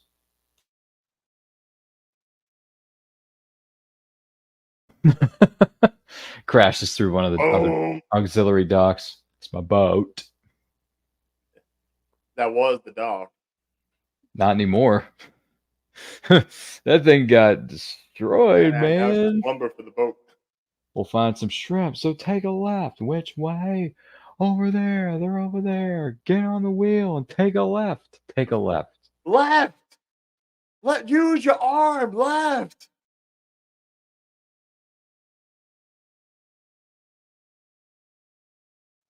As the wrong direction.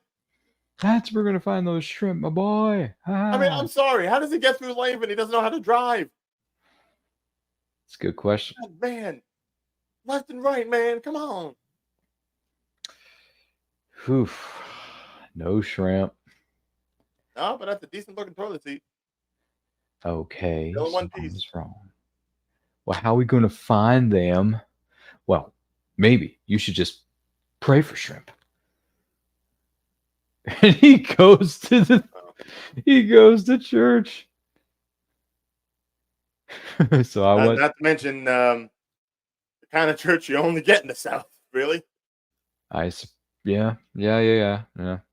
Sometimes Lieutenant Dan would come up, but I think he left praying up to me. I'm surprised they let him have the alcohol in the church. Found a license plate though, and a helmet too. No shrimp. Where is this friend of yours? Can't catch the car in the net. It's funny Lieutenant Dan said that because right then he showed up.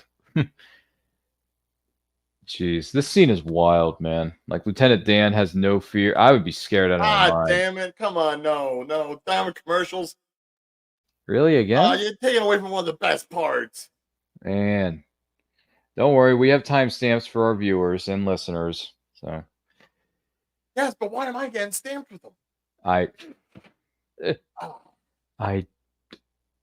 What was the name of that? Oh gosh.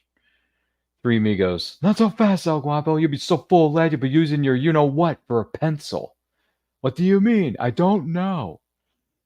Sorry, that's the Three Amigos line. I mean, I got it. I don't know why he didn't get it. Bad, but still. My little buttercup. That is the sweetest smile. Never mind. That's a whole other story. Hurricane Carmen came through and nearly destroyed everything and up and down the coast in its path. Biola Battery's entire shrimping industry has fallen victim to Carmen and has been left in utter ruin. This reporter has learned actually only one shrimping boat actually survived the storm. Louise says Forrest. After that, shrimping was easy. But yeah, that scene with Lieutenant Dan just like hanging there and yelling at God through the storm. Like, I'm right here, you son of a bitch. It's you and me.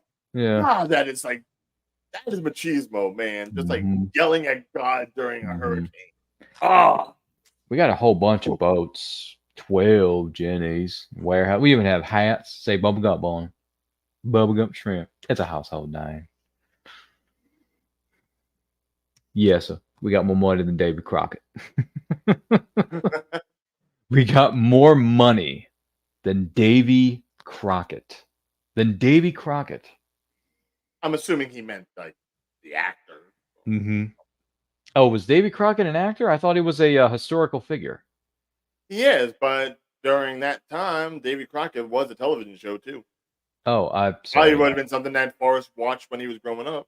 I forgot the 2 and 2 were together, so never mind. Hold on. Let me just uh, double check that when it would have came on. There's we have more money than Davy Crockett. That's a lot of money.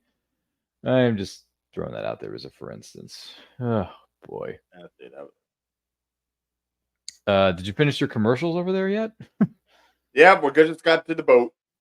Okay, because now we're on the scene where he says, "Forrest, I never thanked you for saving my life," which is currently at 1 hour, 37 minutes, and 50 seconds into the movie. 50. All right, so I'll just click it at 1:37:59. Yeah. Because that is my luck. Just leave it there. And then he jumps into the water and he's swimming like this. He's doing this. He's doing Again, with some of the best CG legs you ever see. Yep. And then he's just doing this. Just swimming.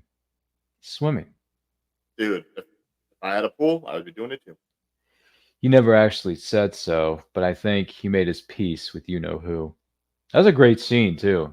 That's Visually, yeah, with the sun coming through the clouds. That was great. Yeah, great wide shot. I think that was a great wide shot there, man. It really was. Base Jenny 1. Jenny 1, go ahead, Margo. Forrest has a phone call. Yeah, we're gonna have to tell him to call him back. He is indisposed at the moment. Oh, you got a comment. Oh, yes. More people were in the building. Oh, look at this. It's our good friend Roxanne. Roxanne says, "Hello, Ryan. Just dropping in for a bit to hear the conversation that you have. See you and say hi." Well, hello, Roxanne. You don't have to turn on that red light. Roxanne, so good to see you. Hope everything's well in your neck of the woods. Ryan, the Real Deal, Regan, and myself are very happy that you are with us. And we hope you are enjoying your weekend, your evenings, and all that jazz. And also, I hear you like music because you're a music therapist. So keep playing the music there, Roxanne. By the way, we are currently at 1 hour and 38 minutes and 30 seconds into the movie. So feel free to queue up your copy on physical media or streaming service. Excuse me, Forrest Gump it is. Watch it along with us on Pluto TV for free. And comment below in the chat. And do not forget to like and share this with all of your closest friends. If you're joining us live or what is known as a replay, we thank you so much for being with us. And thank you to Ryan, the Real Deal, Regan, for joining us too, because this has been insightful. So insightful. Me? I don't know. Is Ryan ever insightful? Probably not. Anyway, Roxanne is giving us a smiling face emoji. Thank you. We appreciate you, Roxanne. Sorry, I got the song stuck in my head now, Ryan. Oh, better the song than the movie. Was the movie really that bad? I wouldn't necessarily call it one of Steve Martin's best. It wasn't? No. Okay. Certainly memorable, but that's mostly because of the prosthetic nose. All right, well, never mind. I guess it wasn't. This scene hits me harder in the feels because I actually just lost my mother recently a couple months ago, so it definitely hits hard. You have to do the best with what he gave you. What's my destiny, Mama? Like that is such an important question. Such an important question. Gonna figure that out, please. Let me say, life is like a box of chocolates, Forrest. You never know what you're gonna get. You really did say that.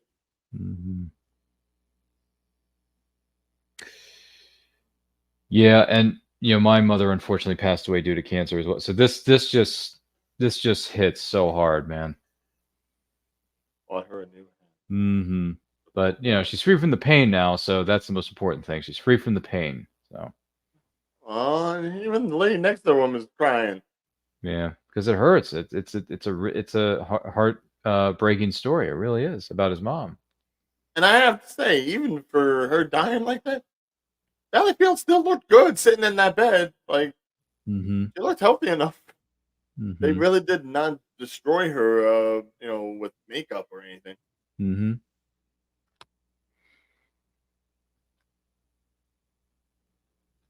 So I never went back to work for Lieutenant Dan. Although he did carry my Bubba Gump money. He got me invested in some kind of fruit company that just happened to be named Apple Computers. So then I got a call from him saying we don't have to worry about money Wow. no more. And I said, that's good. One less thing. You invested in Apple. Okay. With whatever money you made from shrimping.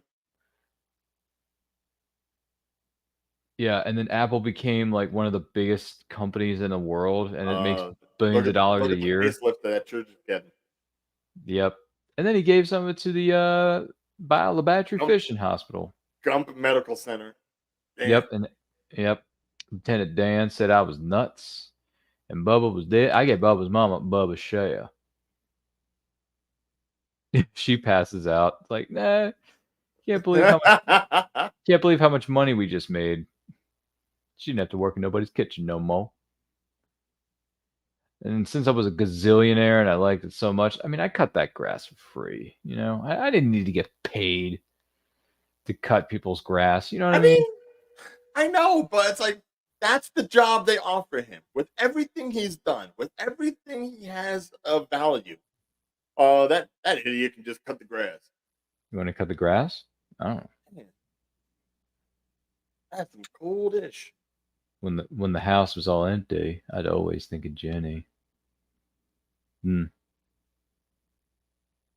The way she was looking, hanging off of that balcony, she might as well be a ghost. Hmm.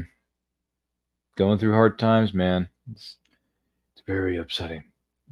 Oh, now I just remembered. Next year for the next season, I should say the next season, not this season, but next season.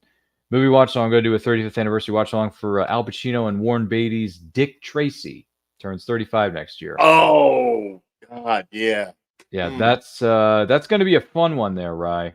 That is like that movie is just off the wall crazy, but the aesthetics are incredible. So because it's billions I'm a little upset Disney never did more with the IP. I really am. which bugs me to no end because Warren Beatty retained all the rights. And I'm like, Warren, you're like 150. Just give away the rights to Disney or Touchstone, okay? All right, he's being more dick than Tracy. Yeah. That's gee whiz. I can't believe we just said that. But there you go. But yes, I said it. I'll take the heat for that because Ryan did, but I'm just saying, like, that movie turns 35 next year, and that's going to be a barrel of laughs because my favorite scene is the shootout scene in the club or outside the club in the parking lot. It was great. I freaking love that scene. See, that was good at the time. That and also when he in the early part of the movie where he saves Kid, you know. Oh yeah. From the deadbeat punk guy. Yeah. He's but like, I will say, growing up, I found a better appreciation for Breathless Mahoney trying to put the moves on Dick, man. Like, she was trying to seduce, dude. She was trying to seduce him pretty bad. If not the best, one of the top 3 performances Madonna has ever put to screen. Yeah, I would venture to say so. So, do you put what was her character's name? May Morbido above that? From League of Their Own? Her character, League of Their Own. Breathless League of Their Mahoney? Own. Yeah. Oh, in League of Their Own, all the way May. Yeah. Yeah. Because I enjoyed her performance. No, like I would put May underneath Breathless only because Really? Wow. Well, May was a good comedy act, but you know what? She wasn't a solo act. She needed Rosie O'Donnell's character to be there. Yeah. Whereas Mahoney, that lady did all her stuff on her own. Okay. And especially when you come to like the climax and yeah, you're right. You know, you're right. the blankets revealed. It's like, yep, that's true. I'll give you that. A man with no face, Ryan. A man with no face. By the way, one of my favorite scenes in that movie, Ryan, is the what do you call it? The boardroom scene, where he's trying to convince everyone to join him. Oh yeah. And then James Caan gets up and says, "Then it'll work. I got a good business. I'll take my chances alone.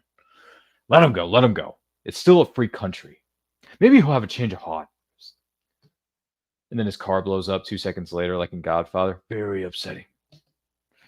It's- Yeah, no, I mean, as far as mobsters go, Big Boy Caprice was one of those characters that just like you're not sure whether or not he's like a caricature of previous movie type characters, or if he was just an entity unto himself. But yeah, that's if you see his character and you see other characters afterwards, there is definitely an inspiration. yeah. Looking forward to that next year, folks. Dick Tracy's 35th anniversary. Yeah, just him with his big old lips. I want that Tracy dead! Flips the table. Just flips over the table. Flips the table. Like, okay. Never have I ever seen a guy with a hunchback be that intimidating. Yeah, and well, remember, he also said, I want this No Face dead, and I want Tracy dead. What is this? Does this job not mean anything to you anymore? What do I want? I'm looking for generals. What do I got? Foot soldiers. I want him dead. Flips the table. Hey, look, Forrest Gump got himself a new pair of Nikes.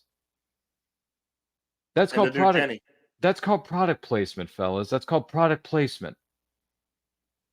Well, that's also called precursor product placement, the Bubba Gump hat. Oh, no one knew right. the restaurant was going to spawn from this movie. That's right. And then she even showed me how to dance. Jenny came back and stayed with me. It was the happiest time of my life.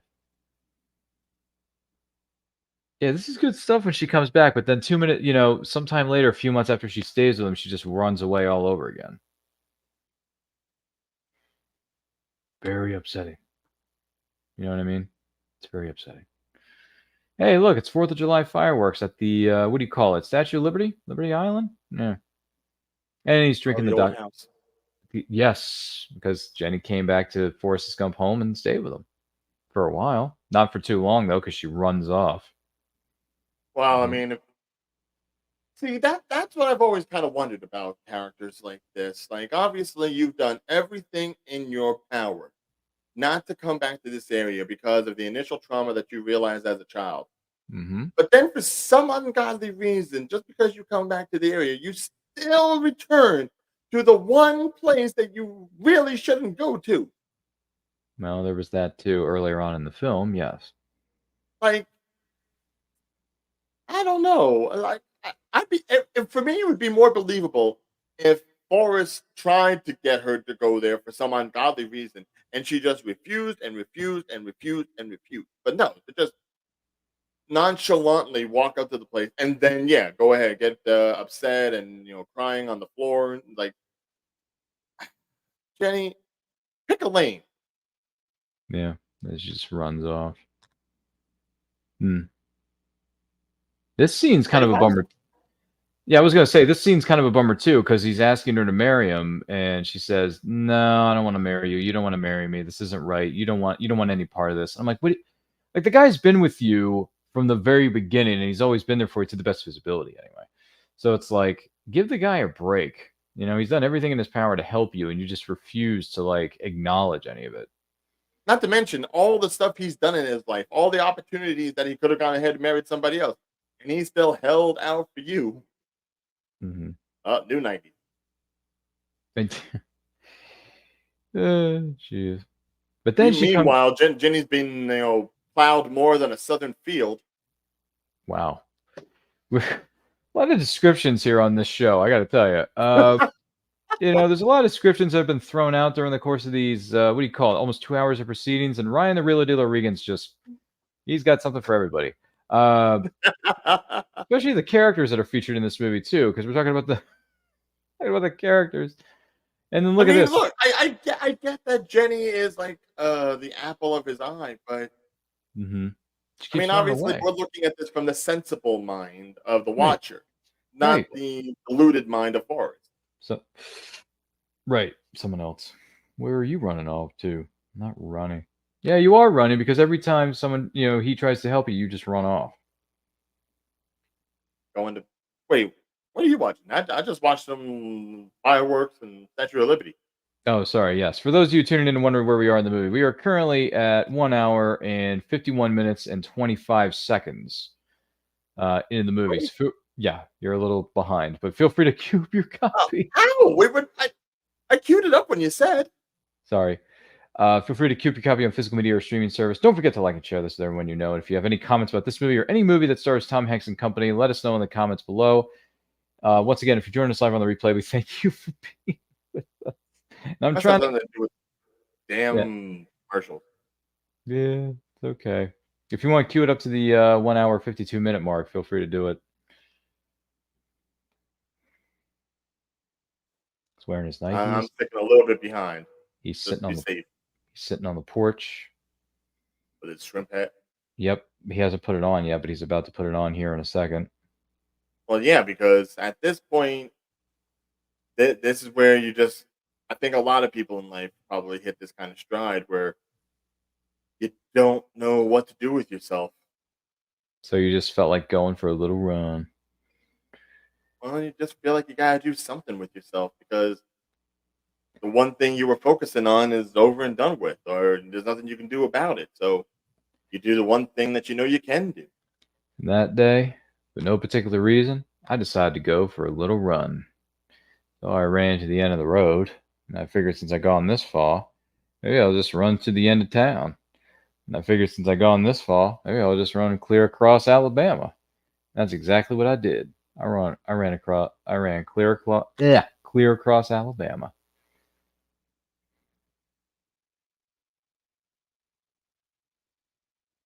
Ah, the Magnolia State is what Mississippi is known as. No particular reason. I just kept on going. I ran clear to the ocean. Santa Monica, California. That's like almost 3,000 So miles. empty now in comparison to what it is. Yeah. I mean, now in this movie, but Oh, yes. for Santa Monica now, it's like, Yeah, I figured since I gone this far, might as well turn around and keep right on going. And then when I got to another ocean, I figured I'd gone this far. Maybe I'll just... I mean, that's got to be like Rhode Island, right? Yeah, Rhode Island, Cape Cod, somewhere. Rhode Island, maybe. You know, when I was hungry, I ate. When I had to go to sleep, I went to sleep. When I had to go, you know, I went. And so you just ran. Yeah. Yeah. Great soundtrack here. Jackson Brown's Running on Empty. I mean, come on, man. Still in the Nikes. Mm-hmm. Which, let's face it, I don't think any pair of Nikes nowadays would be able to have the lifespan that these do, apparently. Yeah. By the way, Roxanne just says in the chat, enjoy the rest of the evening, gentlemen. I love the commentary and perspectives of Forrest Gump. Much love. Love you too, Roxanne. Wish you all the best. Feel free to keep watching with us if you're able to, and if not, you're always welcome to go back and watch what is known as the replay. But yeah, we enjoy doing these shows. We got a lot more planned for the year of 2024, and we're starting to build up our list for 2025. And let me tell you, there's going to be some fun ones, and there's going to be some oddball ones, such as 1995's turns 30, two of them actually. Mighty Morphin Power Rangers, the movie, turns 30 next year, and Batman Forever turns 30 next year. So it's happening. It's all happening. And then she says, see you at another watch party. Well, look forward to having you there, Roxanne. Our next one will be, I believe it's, what do you call it, next weekend? I don't think it's going to be Saturday. I may push that to Sunday, the 21st. But if I push it to Sunday, the 21st, it'll be at 3 p.m. Eastern time. And the next episode, I'll even mention this at the end of the show for those of you who are watching us live or on the replay at the end of the show as well. We're going to be having a 40th anniversary watch along for the Never Ending Story next weekend. Oh my gosh, the Never Ending Story turns 40. And we're going to celebrate that next weekend. Yeah, I know, Ryan, we're dating you. Yeah, it's happening, man. It's happening. Did you watch that growing up? Did you watch that? Yes, I did. Yes, you did. Yes, you did. Oh. I watched it on VHS a lot as a kid, and Roxanne says, okay, well, wonderful. We hope to see you there, Roxanne. I'll follow you anywhere, Mr. Gump. So I started to get company while Forrest was running. Forrest has no answers. He's barely got a razor. Yeah, but this song is great. Go Your Own Way by Fleetwood Mac. I mean, I think it's a great song. Great song. Anyone else a Fleetwood Mac fan in the audience? Feel free to let us know in the chat. Roxanne, you got to be a Fleetwood Mac fan. Come on. Mac is good. I like the Chain more so than this. Yeah, but still, I like Fleetwood Mac. Let's see. I like this song. I like Rhiannon. I like Tusk. What's another one? You know, I recently heard You this on the radio. It's called Little It Lies. happened. Yeah, but you ever hear the song Little Lies? Tell me lies, tell me sweet little lies. Yeah, that's a good one too. Roxanne says, yes, I'm a fan of Fleetwood Mac. Thank you, Roxanne. Appreciate you, because Fleetwood Mac is awesome. Yeah, something happens, Ryan, and then two cars bump into each other. You know. The T-bone of it is just funny. Here, there was a man in the t-shirt business. He wanted to put my face on a t-shirt, but he couldn't draw that well, and he didn't have a camera. Here, use this one. Nobody likes that color anyway. Have a nice day. I don't see how he got that face exactly. on like, this is the point where I just dropped off. Like, come on. I'm like, that doesn't make any sense. But that beard, that's what you get. Does it, Ryan? Doesn't make any sense. No, it doesn't. Anyway, like I was saying, Then shot in the ass and showing that to LBJ. That makes sense. That? No. It doesn't. Okay. Well, yeah. It Roxanne, if you're still with us, let us know some of your favorite Fleetwood Mac songs. Or for those of you who are watching this, let us know some of your favorite Fleetwood Mac songs. Or albums, because I know, some people go by the albums, right? So, gosh, how many albums did Fleetwood Mac come out with? Like 12, 15, 20, 30 albums or something? I don't know. There was a lot. That's a long hair and long beard, man. That is insane. Yeah. To go that long without a razor, that's insane. I mean, longer than he had in Castaway. Yeah. And he had ran for 3 years, 2 months, 14 days, and 16 hours. And then the sheeples just standing there thinking he's going to say something prophetic. And then he says, pretty tired. I think I'll go home now. Just saying, man. What does he mean by that? Yeah. I mean, he's going home, you idiot. It means he's going home now. And then the guy says in the background, now what are we supposed to do? I don't know. I guess you just walk. Aren't they in the middle of the Grand Canyon somewhere, or like near the Grand Canyon? I mean, I want to say somewhere in Nevada. Nevada, thank you, Nevada. And maybe if not Nevada, then probably like Arizona, New Mexico, along that way. Because we got to think about how it goes to California, and he's taking that road to Alabama, so it's got to be on the lower end.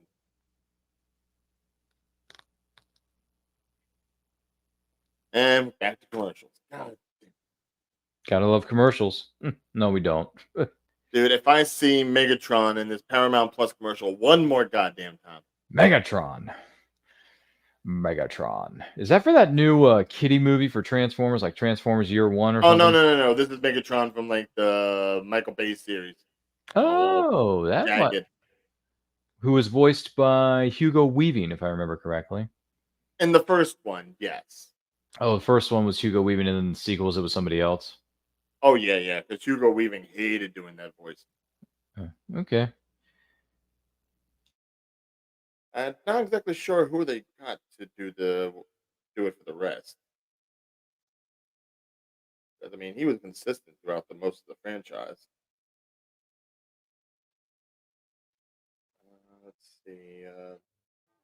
Revenge of the Fallen. Who was it? Yeah, that was the second one.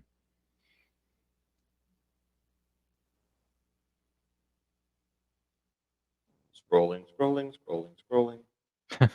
Now we got everyone on the edge of their seats. This is your house. Yeah, it's a little messy right now. I just got off work. This is a nice house. You got air conditioning.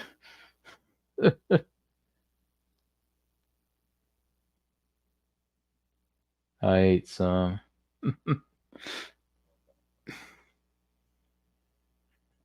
Oh, it was him for the second movie, too. Okay, he stuck around for a bit.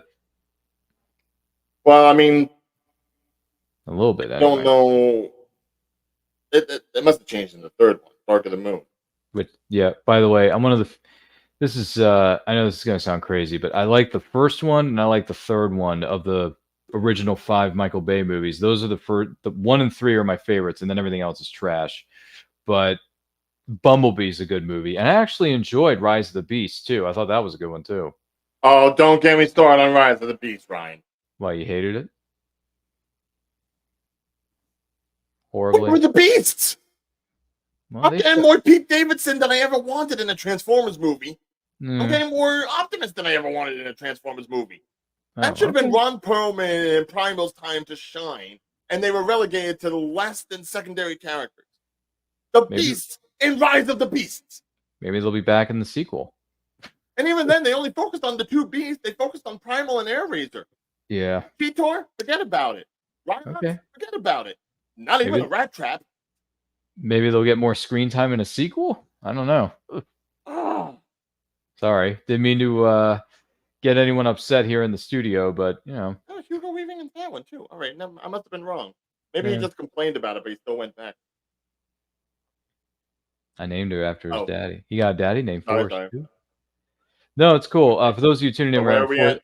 Forrest Gump's 30th anniversary watch along. We are at 2 hours, and let me see where we're going with this. 2 hours, 2 minutes, and 30 seconds. So 2 hours, 20 minutes, and 30 seconds into the movie. Do not forget to like and share this video with all of your closest friends. 2 hours and 2 minutes and 30 seconds. So into the movie. So feel free to queue up your copy on physical media or streaming service. Watch the movie along with us. Comment below in the chat. If you're watching us live on what is known as a replay, we thank you for being with us. And do not forget to like and share this with all of your closest friends. The beautiful thing I ever seen. Yep. Yeah, but he got bug-eyed when he heard about that you're the daddy. Mm-hmm. I think he might be playing the calmest of anyone. See, even there, asking if he's smart or anything. It's like Forrest is so self-aware. It's boggling. Yeah, for someone with a 75 IQ, he's very aware of what's going on. To a certain degree.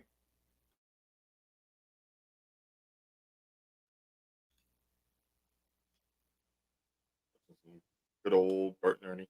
Oh, gosh. Rest in peace, Jim Henson. Oh, man. One of the all-time greats. If you haven't seen the new documentary featuring talking about Jim Henson Idea Man on Disney Plus, hashtag not a sponsor of this show, go and watch that documentary. It's a great documentary by Ron Howard, by the way. Have you seen that documentary? I haven't. I have it saved, but I haven't watched it. Okay, it's really I have to be in a very particular mood for. okay. Well, it's really good. You'll enjoy it once you sit down and see it. If anything, my sister probably would have watched it because she's the bigger Henson fan. Okay. Every time we go to Disney, they'll got to go to Muppets 3D. They haven't changed the show since they started it. Jeez. I've got to go see it. Is this Jenny's way of walking around by saying, "Yeah, I'm sick," but it really means I have AIDS? I mean, Was it? yeah. Or do you think it was cancer or something? No, I would say given her living, AIDS is more likely. They never specified in the movie, but a lot of people suspected that it was AIDS that killed Jenny. Well, yeah. I mean, between the sex and the drug sharing and the needles, Mm-hmm. I can't imagine many others that would be as life threatening. And again, considering this is relatively taking place in the 80s when you had that big AIDS scare, so the timing fits. Forrest, it's time to start. Oh, look at this. Forrest wearing his nice suit. Jenny's got a. By the way, Jenny's got a wonderful wedding outfit on. I think she looks great. And Robin Wright did a great job in this movie too. She goes from playing Princess Buttercup to this. I mean, it's amazing. Yeah, but notice how she's not really wearing white. But she knows better. Oh, and here comes Lieutenant Dan on his magic legs. Magic legs. That's right, Ryan. This is, by the way, as a kid, you don't think much about it, but when you look at this scene as an adult, where Lieutenant Dan and Forrest Gump reunite after all these years of being away from each other, with him running the business and Forrest having his own things to deal with, and now they're all cleaned up, clean shaven. They found love in their life. They're healthy. They're doing their best. I mean, this is when they share this little look here in a second. It's basically them looking at each other saying, look how far we've come in the last 20 years, or the last 10, 15. Look how far we've come, man. Yeah, I got new legs. They're made of steel, titanium alloy. What they use on the space shuttle. Magic legs.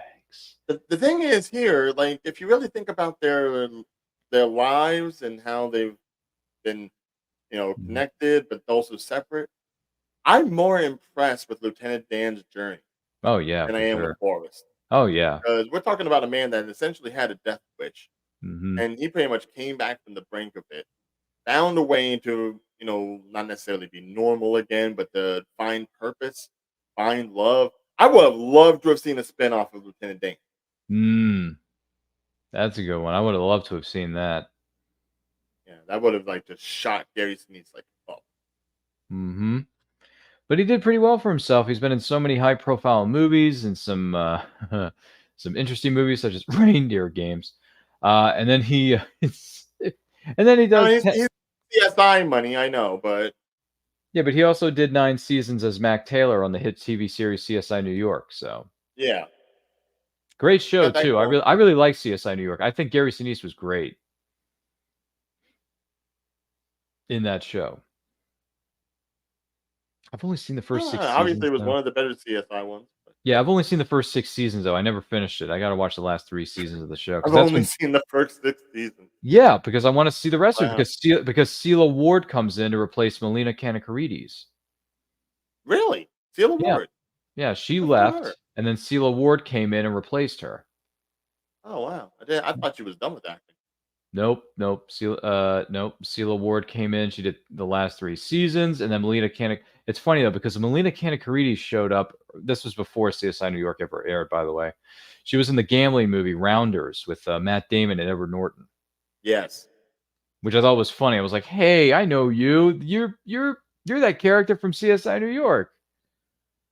You're that actress from CSI New York." I'm like, "I know you. You play a girl who's hustling prep school boys at your house with Edward Norton and Matt Damon." Well, that's the thing. It's like Seal Award for the longest time. Only thing I knew her from was Sisters on NBC, Mm-hmm. Mm-hmm. and after that ended, the next thing I saw her in was her being rather raunchy in the movie 54. Oh, jeez. Which I have that one, and I do enjoy it. Although seeing Mike Myers in a serious role is always bewildering. Mm-hmm. Jenny's saying, "I wish I could have been there with you when Forrest went throughout all You these were. adventures and he was traveling all over the world." You were. Oh, Forrest, you're so sweet. These are the last And of words we course, ever like hear. most women who have gone ahead and ruined their lives for many a decade, I come back to you when I finally need the help that I need. I had to place it under our tree.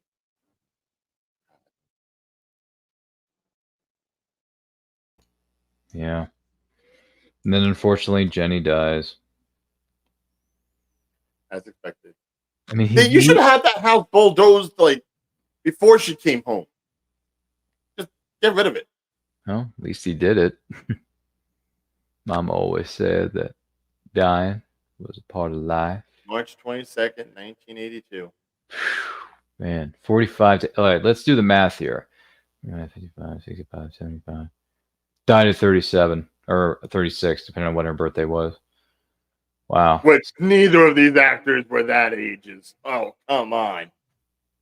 Not at the time that they made this movie, and certainly Right, not in the right, flashback. right. But as the character, her being only 37 or 36 when she died, that's still sad. Like, it's very tragic. It is, There's but no doubt. Like, there's no doubt. But yeah, you're as right. They far were as already like, in their they were already in like their 40s when this movie came out. oh yeah, If not, I think wasn't hold on a second. Wasn't actually Tom Hanks? maybe older. To be honest, No, I think Tom Hanks and Robin Wright were 40, if not 40 and 42 when this movie came out. Let me see. I don't know. Now you got me curious. I always do. All right, let's find out how old these actors were back in the well, they are now, and then we can do the math by minusing 30 years. All right. Well, Tom Hanks was born in 56. So 38. He go was 38. 56 to 96 and take back 2. He was 38 when this came out. So yeah, him and Robin Wright were the right age. At this point in the story, yes. Yeah, they were the right age. Everything prior to that, Not so much. Not so much, but hey, more power to the powers of filmmaking. Or just good genetics. If you want to go I with mean, you look at genetics. Robin Wright in House of Cards when she was doing that. Yeah, she was a different person with that show, man. Yeah, but that was also what? That was 10, 15 years, what was that, like 15 years ago now? 10 years ago? right. So it would have been like 20 years after this, more so. Yeah. That would have put her square in her 50s, late 50s. I still haven't seen House of Cards. I heard it was one of the best shows, but I never saw it. It was good, but that final season really trailed it off, obviously, because of the whole Kevin Spacey debacle. Yeah, the scandal. Yeah. Heard it was a good show though. Just haven't gotten around to seeing it. I miss you, It, it Jenny. it does hurt me a little bit when he says, "I miss you, Jen," just because Mhm. I'm like, I mean, for all the time that she was out there and doing her thing, and Forrest was doing his thing, she could have been alive or dead, depending on the way she lived, and Forrest would have never known. But only because he actually got to see her die here. Yeah. Now he misses her because Hmm. every time the time Jenny was still around, even if she wasn't. That's that's love, but that's also like crushing Hmm.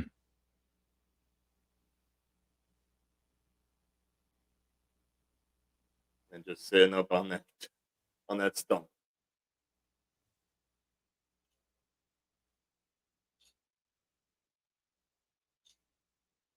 Now that is the kid from Hmm. that's Sixth Sense kid, isn't it? Yep. I See Dead People. That's Haley Joe Osment. Yes. His first acting gig ever. And he was playing smarter than the lead was. Yep.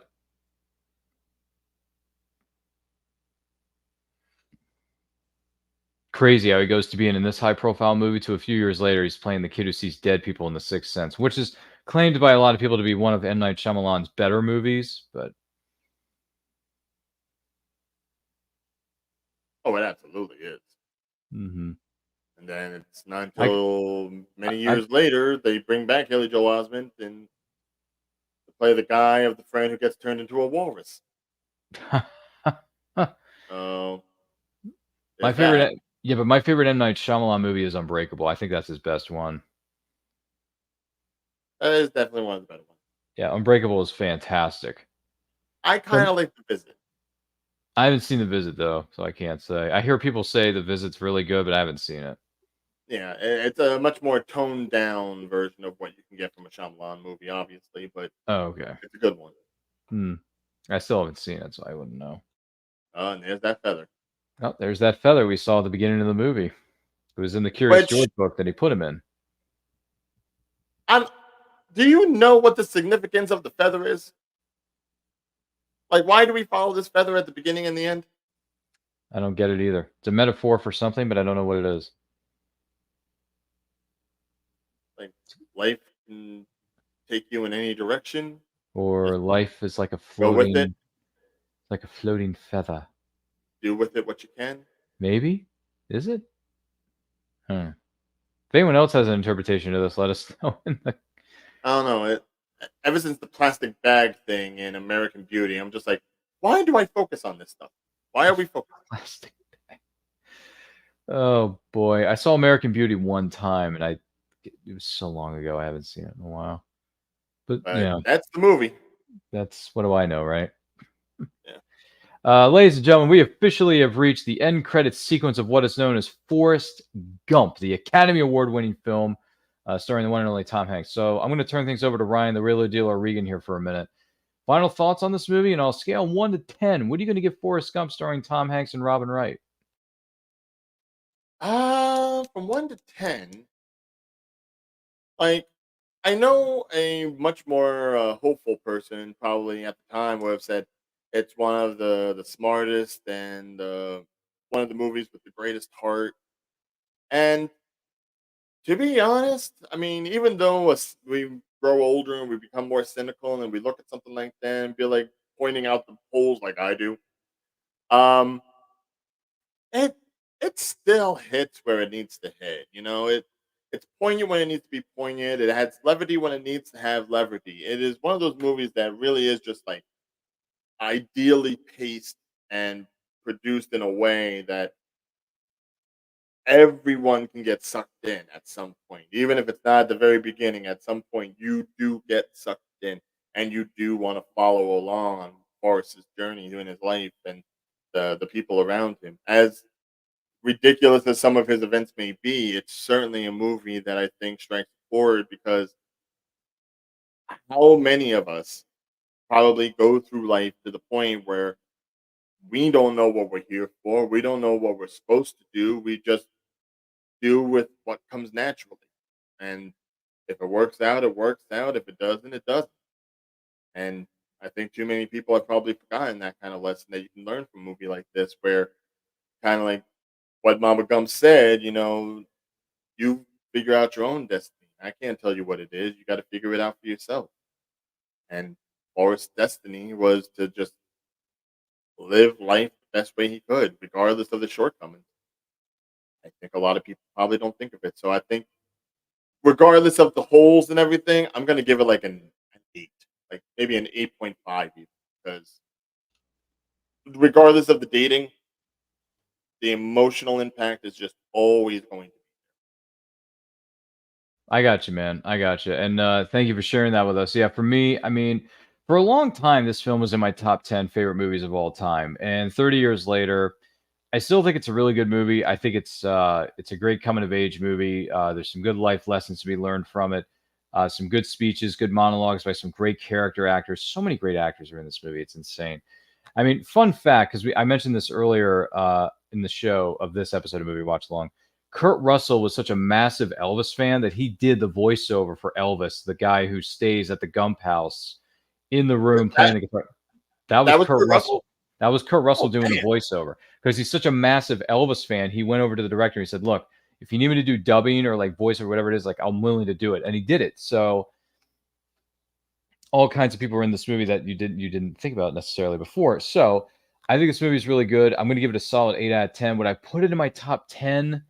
I don't know. I probably put it somewhere in the top 20 favorite movies. It's slipped down a few notches in the last couple of years because I've seen so many other different kinds of movies and learning as much as I can about films and stuff like that. But no, I mean, and not to say that this film isn't anything short of amazing. It still is, and it hits me in the feels with the motherly scenes with Sally Field and Forrest Gump. The mother son moments hit me a bit harder now that I've unfortunately lost my mom somewhat recently here in the year of 2024. But still a good movie. It's in my top 15, top 20 somewhere. I don't know where I would place it, but it's still there. It's just not. I don't think it would necessarily be in my top 10, but it's still pretty close. So 8 out of 10. Great movie, great story, great actors, great director. Robert Zemeckis is one of the best. I mean, heck, we're going to be talking about him next year for the 30th, 35th, and the 40th anniversaries, respectively, of Back to the Future Part 3 and the original Back to the Future, which is insanity. But they're turning a certain age next year, and we're going to talk more about that later.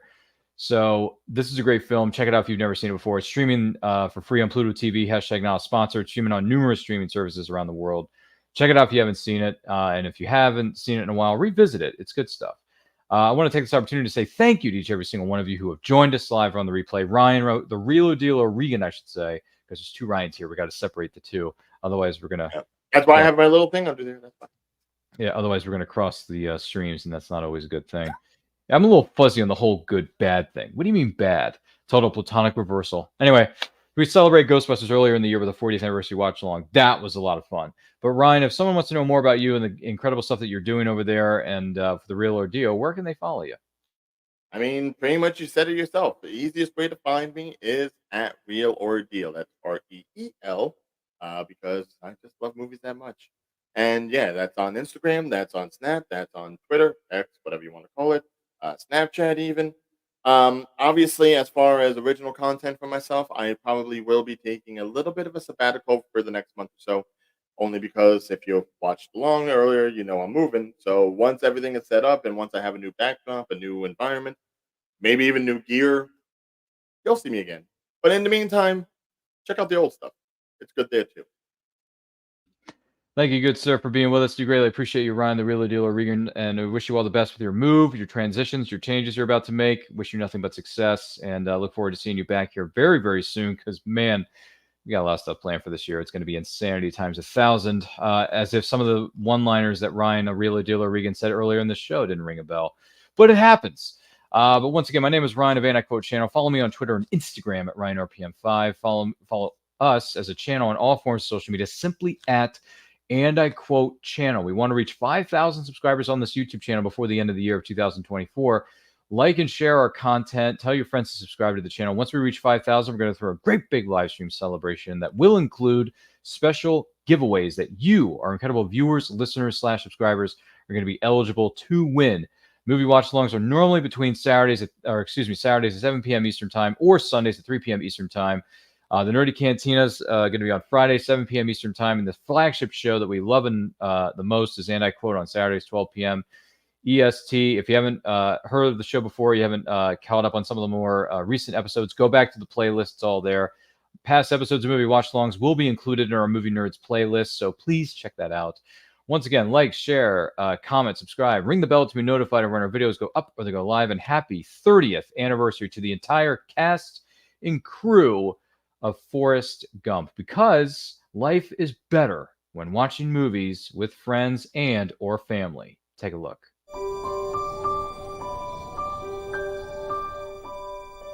I'm Forrest Gump.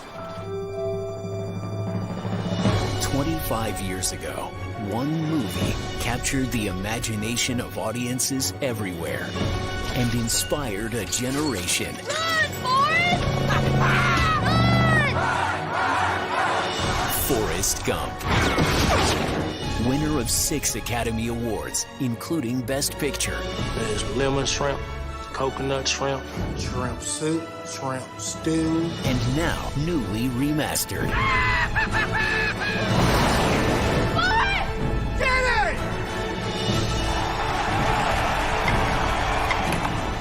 My mom always said life was like a box of chocolates. You never know what you're going to get.